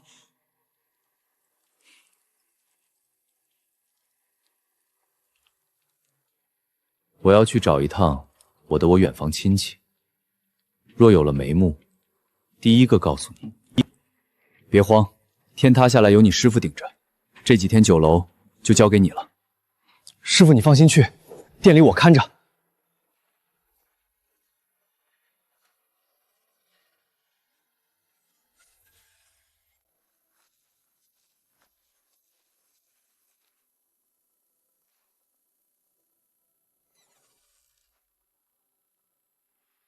这里东西比我们那边多得多，总有适合行军的，我慢慢找。小伙子，看你站这儿好一会儿了，找啥呢？大姐，我想找些能放很久又顶饱的东西，最好是背在身上不占地方，不用生火就能吃。你是要去哪儿啊？露营还是长途？算是长途吧，一走好几个月，路上没条件做饭。那可不能带方便面，一压全碎。你跟我来。喏，这个压缩饼干，巴掌大一块，能顶一顿。这么小一块，真能顶一顿？能。你别看它小，是面粉和麦芽糖压的，压缩过的，吃一块喝点水，肚子里就胀开了。野外徒步的人包里都揣几块。你要是想自己做菜，那边的肉干和脱水蔬菜也行，不过价格贵一些。喏，这个肉干咸的，放半年不带坏的。还有这个脱水蔬菜，开水一泡就能吃，你跑长途这几样都管用。这上面的字，面粉、麦芽糖、猪肉、食盐，这些东西我都有。只不过，大姐，我能问问这肉干是怎么做的？你问这干啥？想自己做啊？这东西买一包不就得了？不是，我需要很多，买不划算，想自己学着做。你还真问对人了，我们家阳台就晒着肉干呢，我婆婆每年冬天都做。你要想看，等我下班带你去瞧瞧。方便吗？有啥不方便的？你等我半个小时，我补完这车货就下班。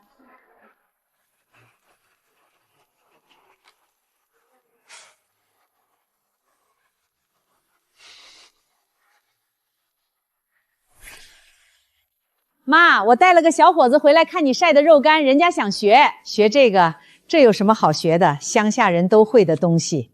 婆婆，这是猪肉做的，嚼着又香又韧，咸中带点甜。您这是怎么做的？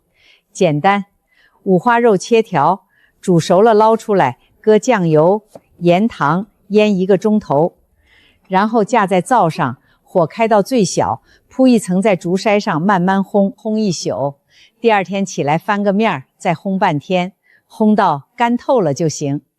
干了放几个月不走味儿。我孙子出去野营，书包里就塞几条。婆婆，您说慢点，我记一下。肉切多宽，火要多小？你这小伙子有意思，比我孙子还上心。来来来，我灶上正好有一锅刚煮好的肉，我给你演示一遍。就这样，小火烘一宿，你隔2个钟头翻一次面，烘到这样就行了。这比晒得快，晒得怕下雨，烘得不受天气限制。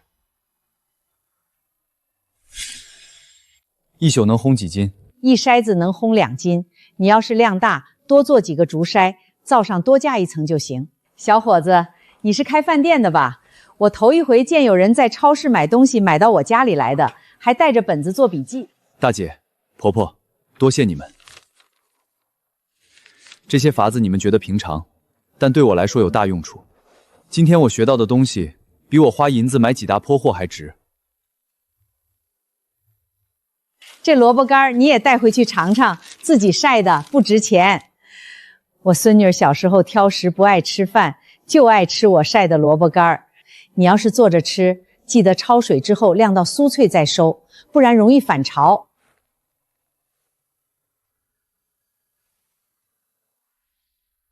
肉煮熟腌了烘到干就是军粮，青菜焯水晾到酥脆就是脱水菜，堆积战场上如山军粮补给，萝卜切片晾透能存1个冬天。这些东西在我那边全能做，盐我有，酱料我有，肉和菜每天进货几百斤，不虚此行。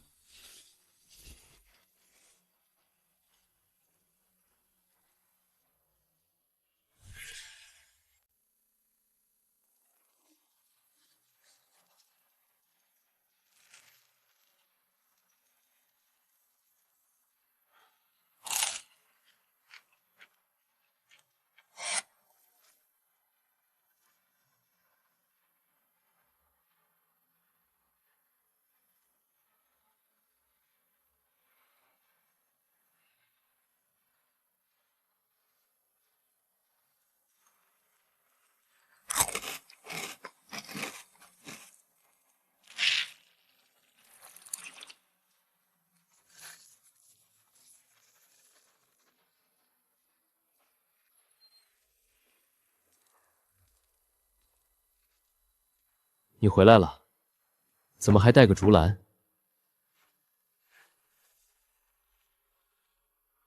这饼用面粉和猪油压的，能存3个月不走味。肉干是猪肉加盐和酱料烘的，咸香耐嚼，存半年不坏。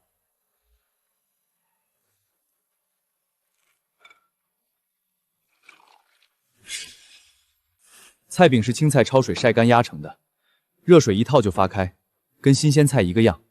这3样配成一套，不用生火，不用架锅，揣在怀里就能走。沈大人，你是工部的人，兵部那边说不上话，但你可以以工部的名义把这个东西呈上去。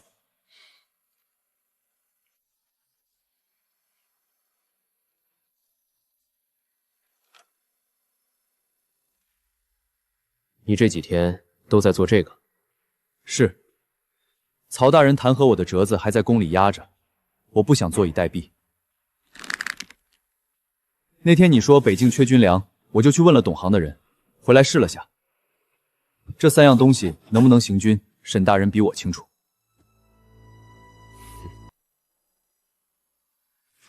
我带你去见兵部尚书。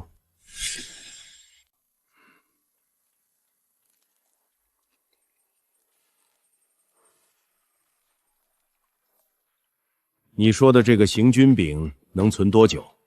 干燥环境下3个月不走味。这个呢？肉干能存半年。这个菜饼只要不受潮，存1个冬天没问题。这3样配成一套，每人怀里揣3块饼、5条肉干、2块菜饼。不用生火，不用等炊事班架锅，渴了喝凉水，饿了随时吃。一队兵走到哪儿吃到哪儿，半天不扎营也能撑下来。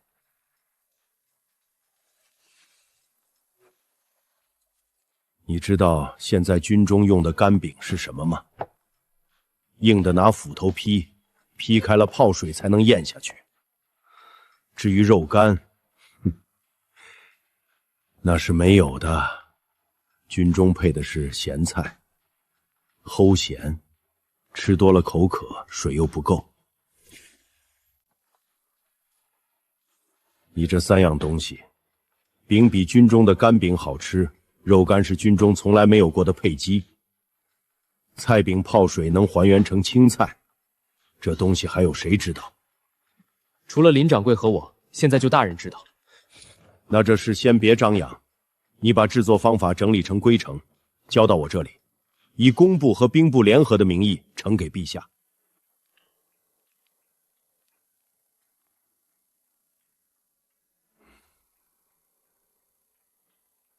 去吧，回去等消息。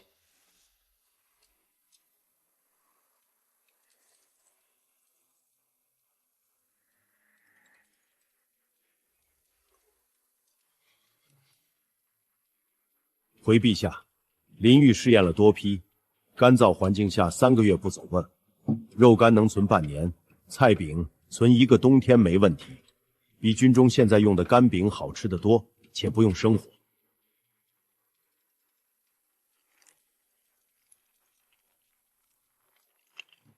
肉干味道不错，比御厨做的酱肉还香。你是怎么想到做这个的？草民听说北境将士在雪地里啃干饼，就想着能不能让将士们吃得好一点。草民只是个开酒楼的，别的不会，做东西吃还算在档。你那个盐坊，曹爱卿上了折子弹劾你，说你把提纯之法私相授受，你可知道？知道。你现在做出一套军粮，是怕朕收了你的盐坊？回陛下，草民怕的不是盐坊被收，怕的是将士们吃不上好东西。盐坊的提存之法，每一步都在工部存档的规程里，草民从没想过据为己有。军粮也一样，这套方子草民愿意交给兵部，让全国驻军都能用上。草民不求别的，只求北境的将士们在雪地里能吃上一口热饭，哪怕只是在热水里泡开的菜叶，也比干啃咸菜强。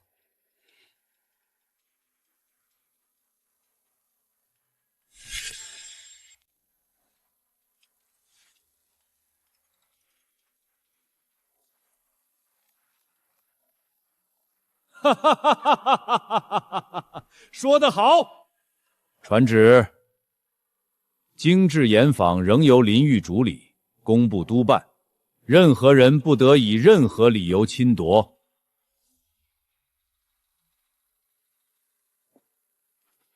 行军饼与肉干制作工艺由兵部接收，会同工部将这套军粮配方推行至北境驻军。令赏林御白银1000两，赐京善郎虚衔正7品待遇。草民领旨，谢陛下隆恩。弹劾林宇的折子驳回，言官无凭无据妄加弹劾，罚俸3星3月。师傅，天香楼的贺万您来了，手里还提着礼盒。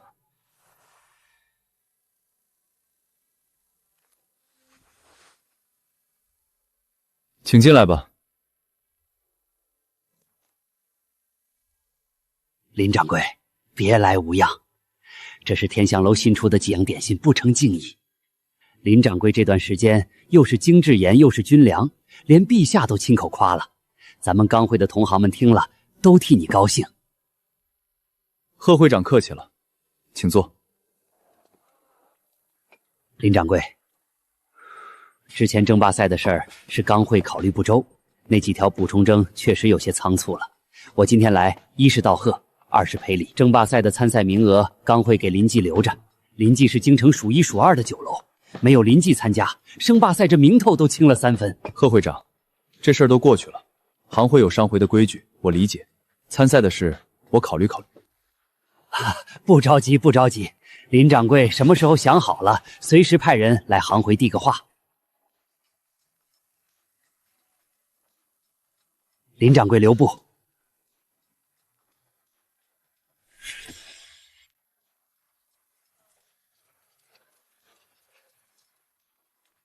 师傅，贺万年这是来求和的。上次挡着不让咱们参赛的是他，现在提着点心上门请咱们参赛的也是他，这脸变得比翻书还快。他不是来求和的，他是来表态的。他再不表态，行会就被动了。你把这盒点心给后厨分了，参赛的事不着急，先把手上的事做完。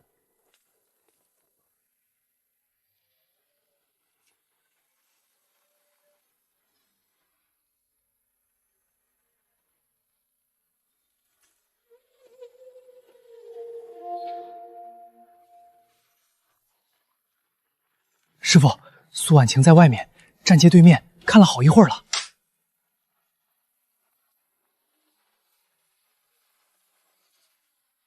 知道了。她变了，这个当年把我踩在脚下，让我从后门滚的女人，如今站在冷风里，瘦的颧骨都凸出来了。苏掌柜，这是师傅让我给你的。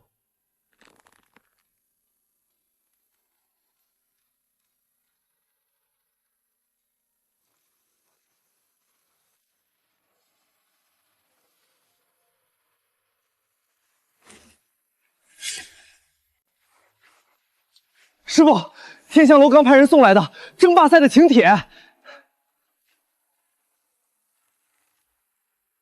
师傅，咱们还接不接？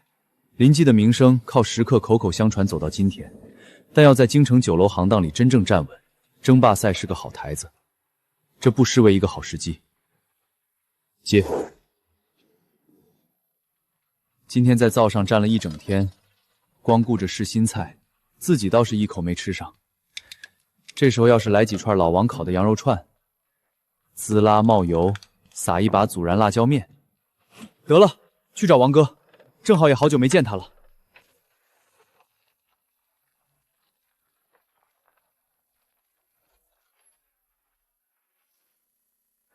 王哥，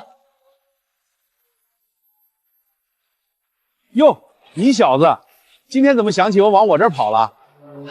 饿了呗，躺床上肚子叫了半天，满脑子都是你这儿的羊肉串。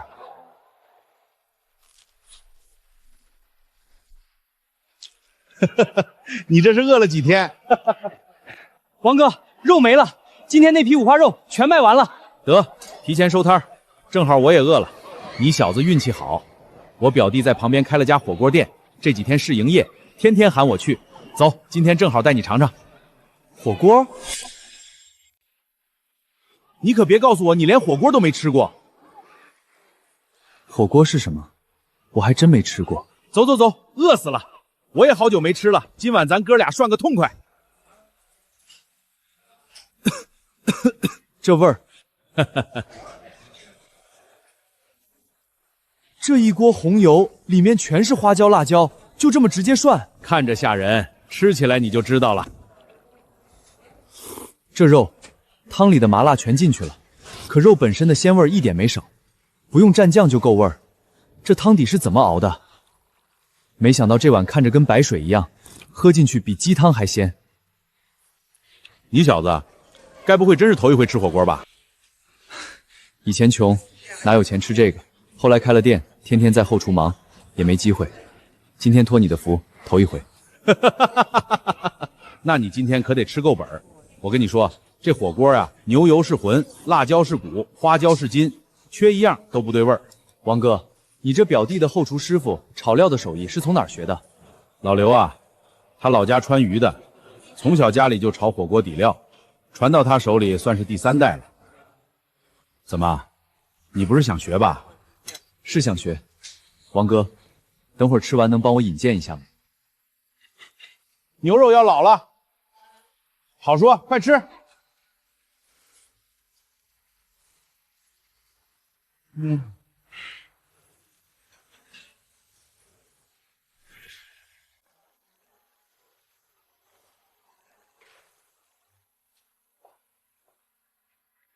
老刘还在炒料呢。老王，你今天怎么跑后厨来了？前头不够你吃的，带了个小兄弟来，他想学你炒料。这小子吃了你的锅底，筷子都停了，非要来后厨看看是谁炒的料。学炒料，你是干哪行的？开饭店的。刚才在前头吃了您炒的锅底，感到惊为天人，所以我想跟您学学。你自己有店，还跑来给我当学徒，店不开了？店有人看着，您教我手艺，我回去给更多人做好吃的。您开个条件，我能做到的都答应。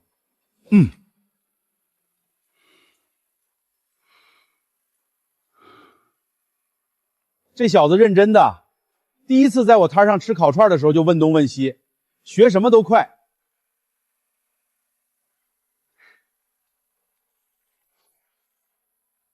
行，过来，从炒料开始教。牛油化了，油面发亮了，就是时候。点好，香料有八角、桂皮、香叶、草果，每样抓一把，倒进去搅，慢慢搅，手不能停。火候对了，香料先下，小火慢炸，炸到油变色，香味出来了，再下豆瓣酱和糍粑辣椒，搅足1个时辰不能停。记住了，低温慢炸逼香，豆瓣酱炒出红油，糍粑辣椒炒出颜色，不停搅，搅到红油挂勺不滴。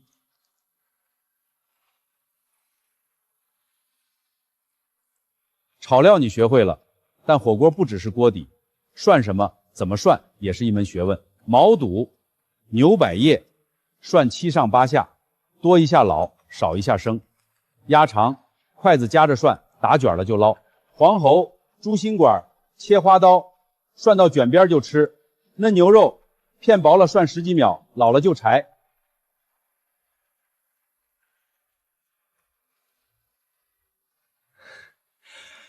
这些食材，毛肚、鸭肠、黄喉，在我那边都是没人要的下水，这里把它涮进火锅里，就成了宝贝。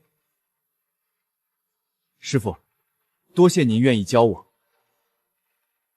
行了，别跟我来这套，回去好好做，别砸了我的招牌。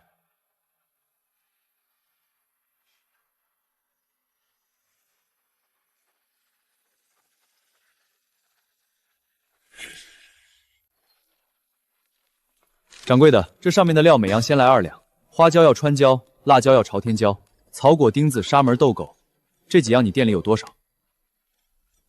林掌柜，你这是又要开药铺？草果、丁香、砂仁，这些都是药铺才卖的料。唉，您只管拿，越多越好。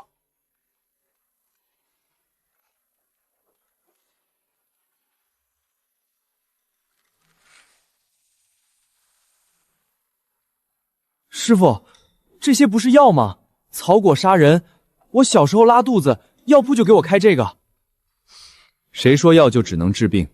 草果去腥，丁香增香，砂仁回甘，这些东西搁进牛油里一熬，出来的味道不是死咸死辣，是一层一层的香。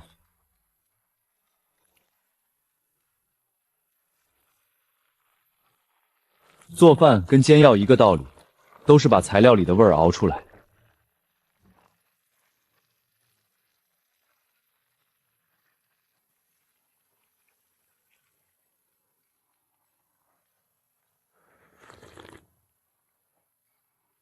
师傅，怎么样？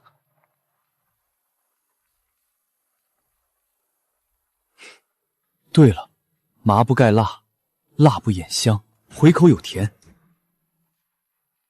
就是这个味道。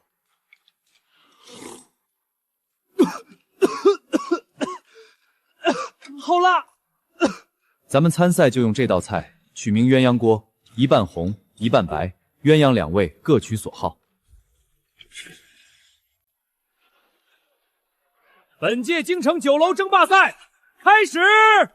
各位评审，这道是八珍烩，8样山海珍品，小火慢炖6个时辰，汤清而味纯，是20年前京城老字号聚珍楼的招牌菜。聚珍楼没了，这道菜也跟着失传了。今日趁此盛会，贺某将它重新端上桌。下一位，临记酒楼。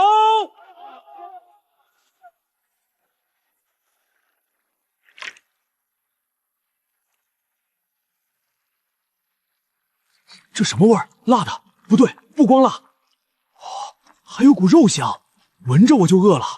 这才刚上锅，还没涮呢。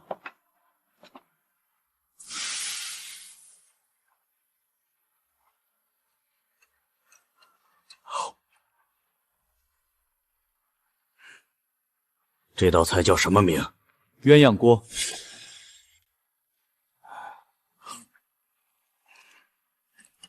红汤麻辣不引鲜，清汤见底味却纯，一锅两味各不争抢，倒比那些对山珍海味的更见心思。我老了，这些年吃过的菜太多，能记住的太少。你这道鸳鸯锅我记住了。八珍烩是复原古法，这道鸳鸯锅是开了新路，一旧一新各有所长。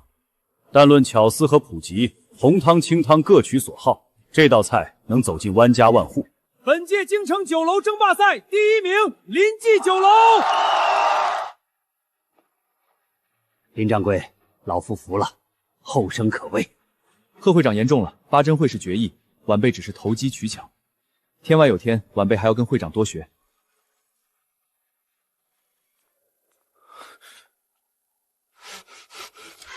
天黑前洗完，洗不完扣1半工钱。知道了。哟，那不是苏家大小姐吗？当年在西市可是有头有脸的人物。可不是，如今自己倒给人洗起衣裳了。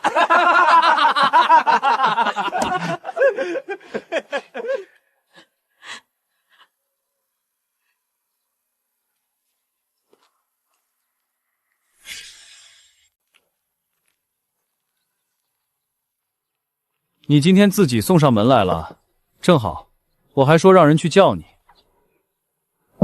上回争霸赛的事还没谢你，这是我自己酿的黄酒，带来给你尝尝。顺便问问，盐坊那批掺了东西的盐查得怎么样了？正要跟你说，那个姓孙的，就是你扣下的那个，全招了。这眼里是什么？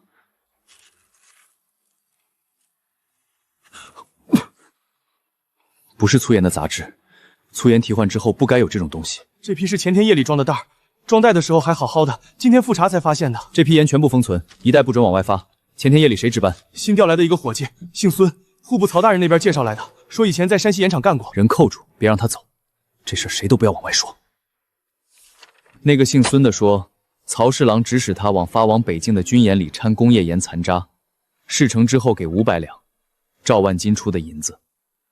他们以为掺的量少查不出来，人证物证都齐了，供应商的证词、曹府管家签收的单据都在我这儿。明天早朝我直接呈给皇上，这事儿你不用再操心了。多谢世子。他们往军盐里掺东西，动的不只是你的盐铺，是边关将士的命。你这坛酒我先收着，明晚回来再开。臣启陛下，户部侍郎曹大人勾结盐商赵万金，在精制盐坊安插人手，试图发往北京的军盐中掺入工业盐残渣。若非林系抽检发现，这批毒盐早已流入市面。此为供应商证词以及曹府管家签收的单据。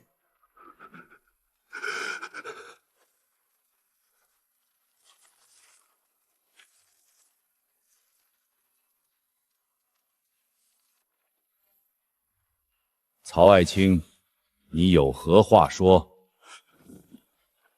臣革职查办，下天牢交3、4会诊。赵万金，家产超没充公。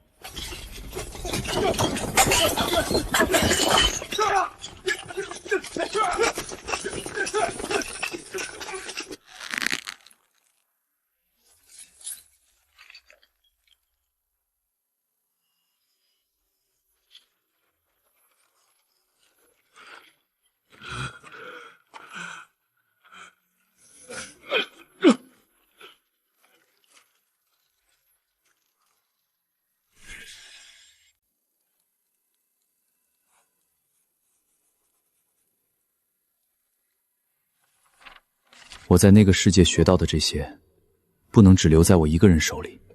火候、鲜味、发酵、搭配这些门道，如果把它们全写下来，让更多厨子少走弯路，让普通人家也能做出好菜，那比我多开10家店都有用。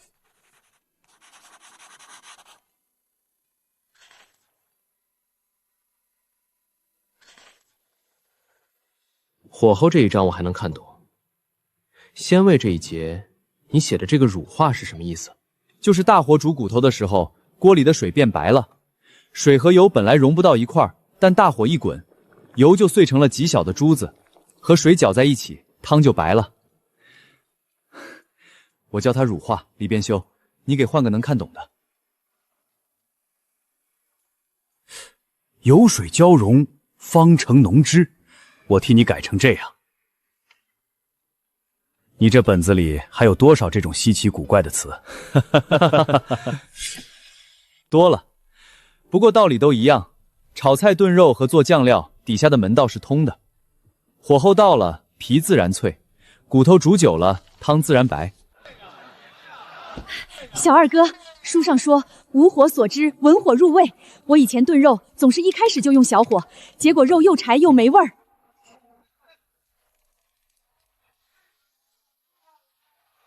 照书上说的，先大火煎了一下再炖，味道真不一样了。这本书能不能再卖我一本？我给隔壁张婶也带一本，她家做酱肉老是发酸，我回去让她看书上发酵那章。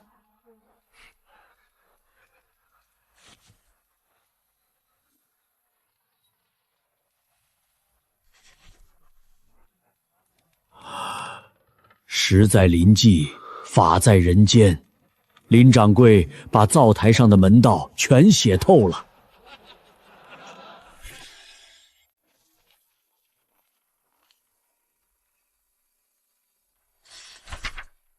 什么事儿？林宇，有个事儿问你，我要去北境劳军，你那个行军饼和肉干，兵部那帮人拿着方子也烤不出你的味儿。我想让你跟我走一趟，到军中教火陶军，就地取材推广，来回1-2个月，去不去？什么时候动身？3天后。行。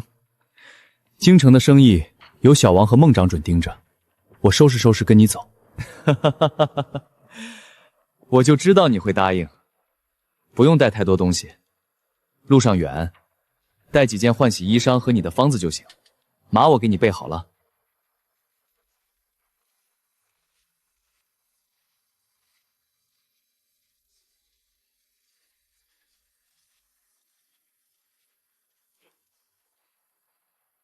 给他牵匹马来。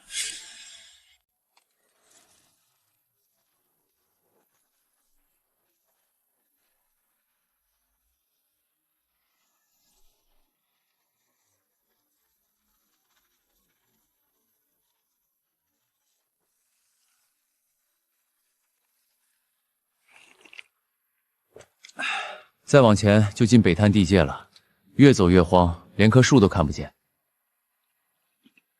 是啊，以前听沈大人说北境苦寒，没想到还没到驻地，先吃了一路沙子。你等下到了军营就知道了，这路上算舒服的。前头那帮将士守着这片荒山野岭，一守就是好几年。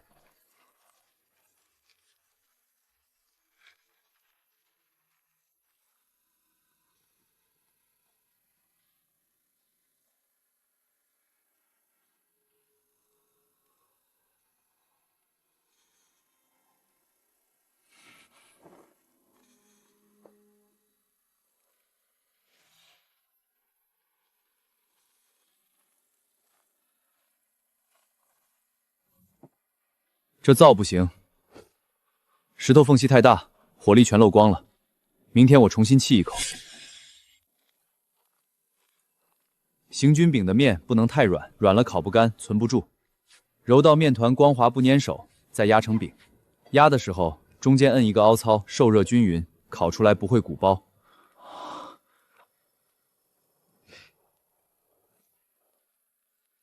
火不能大，大了皮焦里生。小火慢慢烘，烘到两面焦黄，敲起来当当响，就是好了。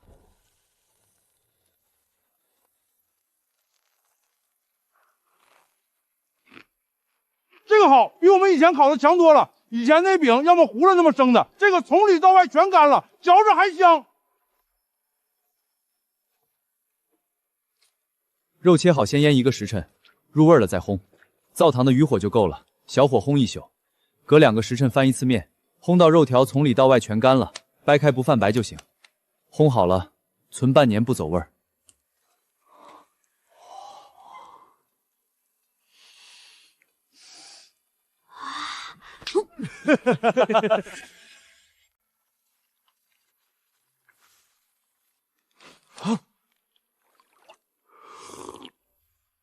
你们尝尝，不是白煮菜，有盐味儿，还有股葱香，这汤喝了身上暖和。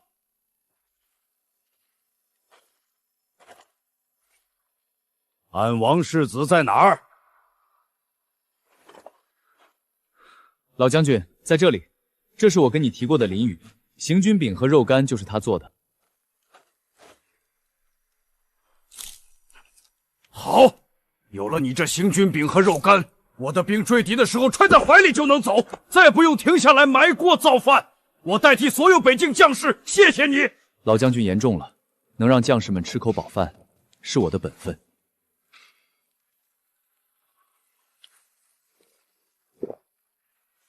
小子，你那套东西我手下全学会了，回去跟陛下说，北境将士吃得饱饭，守得住边关。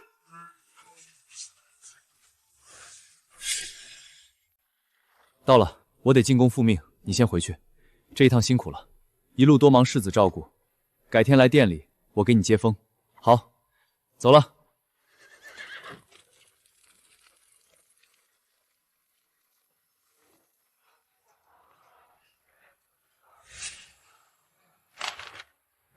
师傅，你可算回来了，瘦了。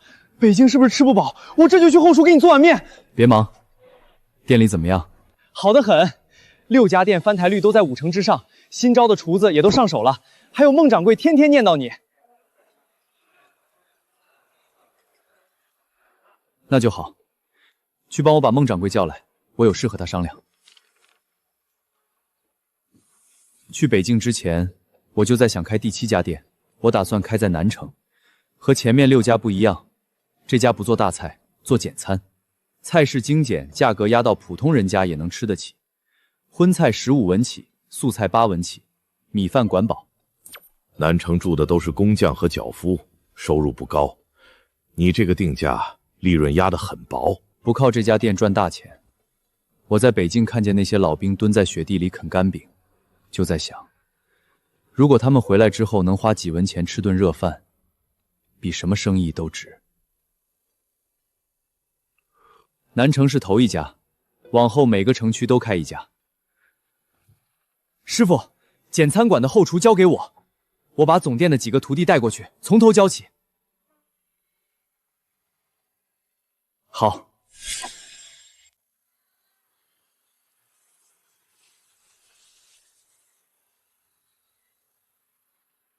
临济简餐馆今日开张！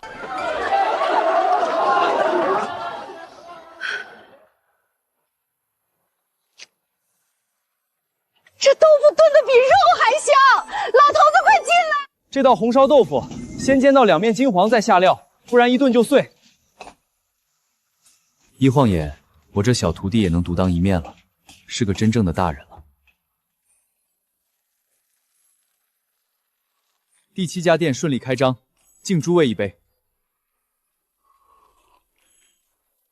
7家店了，当年你在醉仙楼沤厨蹲着翻肉串，我说你这小子留不住，如今我老孟也跟着你跑了。我在工部升了郎中，本以为够快了，你这第7家店一开，比我的官升的还快。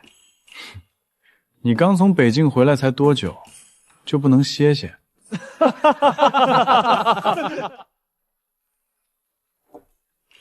歇不了。南城是头1家简餐店，往后每个城区都开，开到老百姓家门口。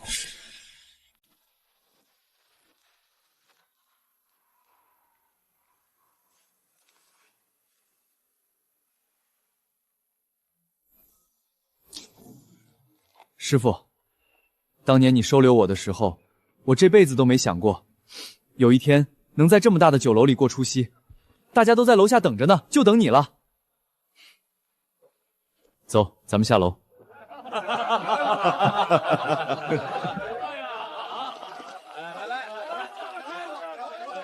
就等你了，快过来坐下。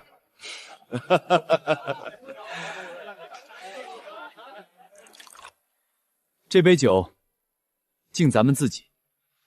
小王大会！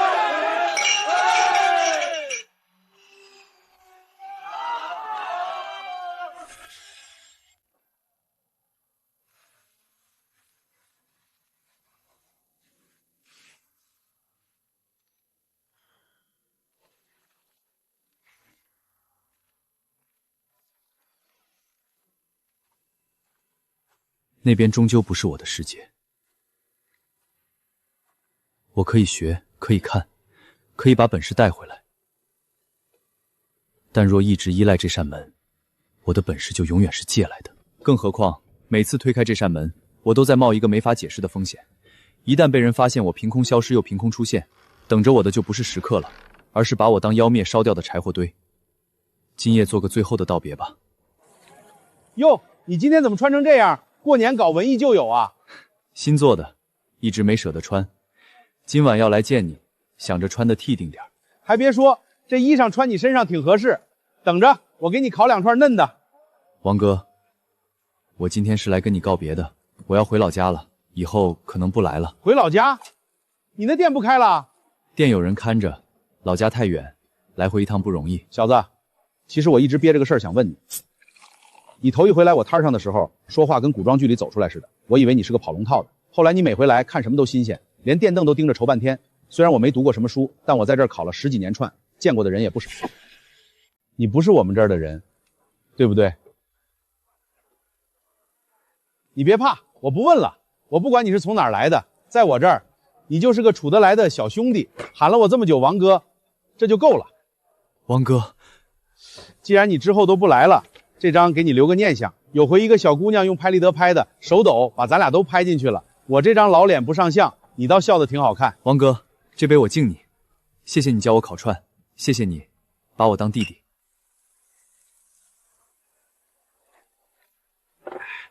行了，男儿有泪不轻弹，以后回来的话，我还在这里，到时候别空手来，带点你老家的特产。好，一定带。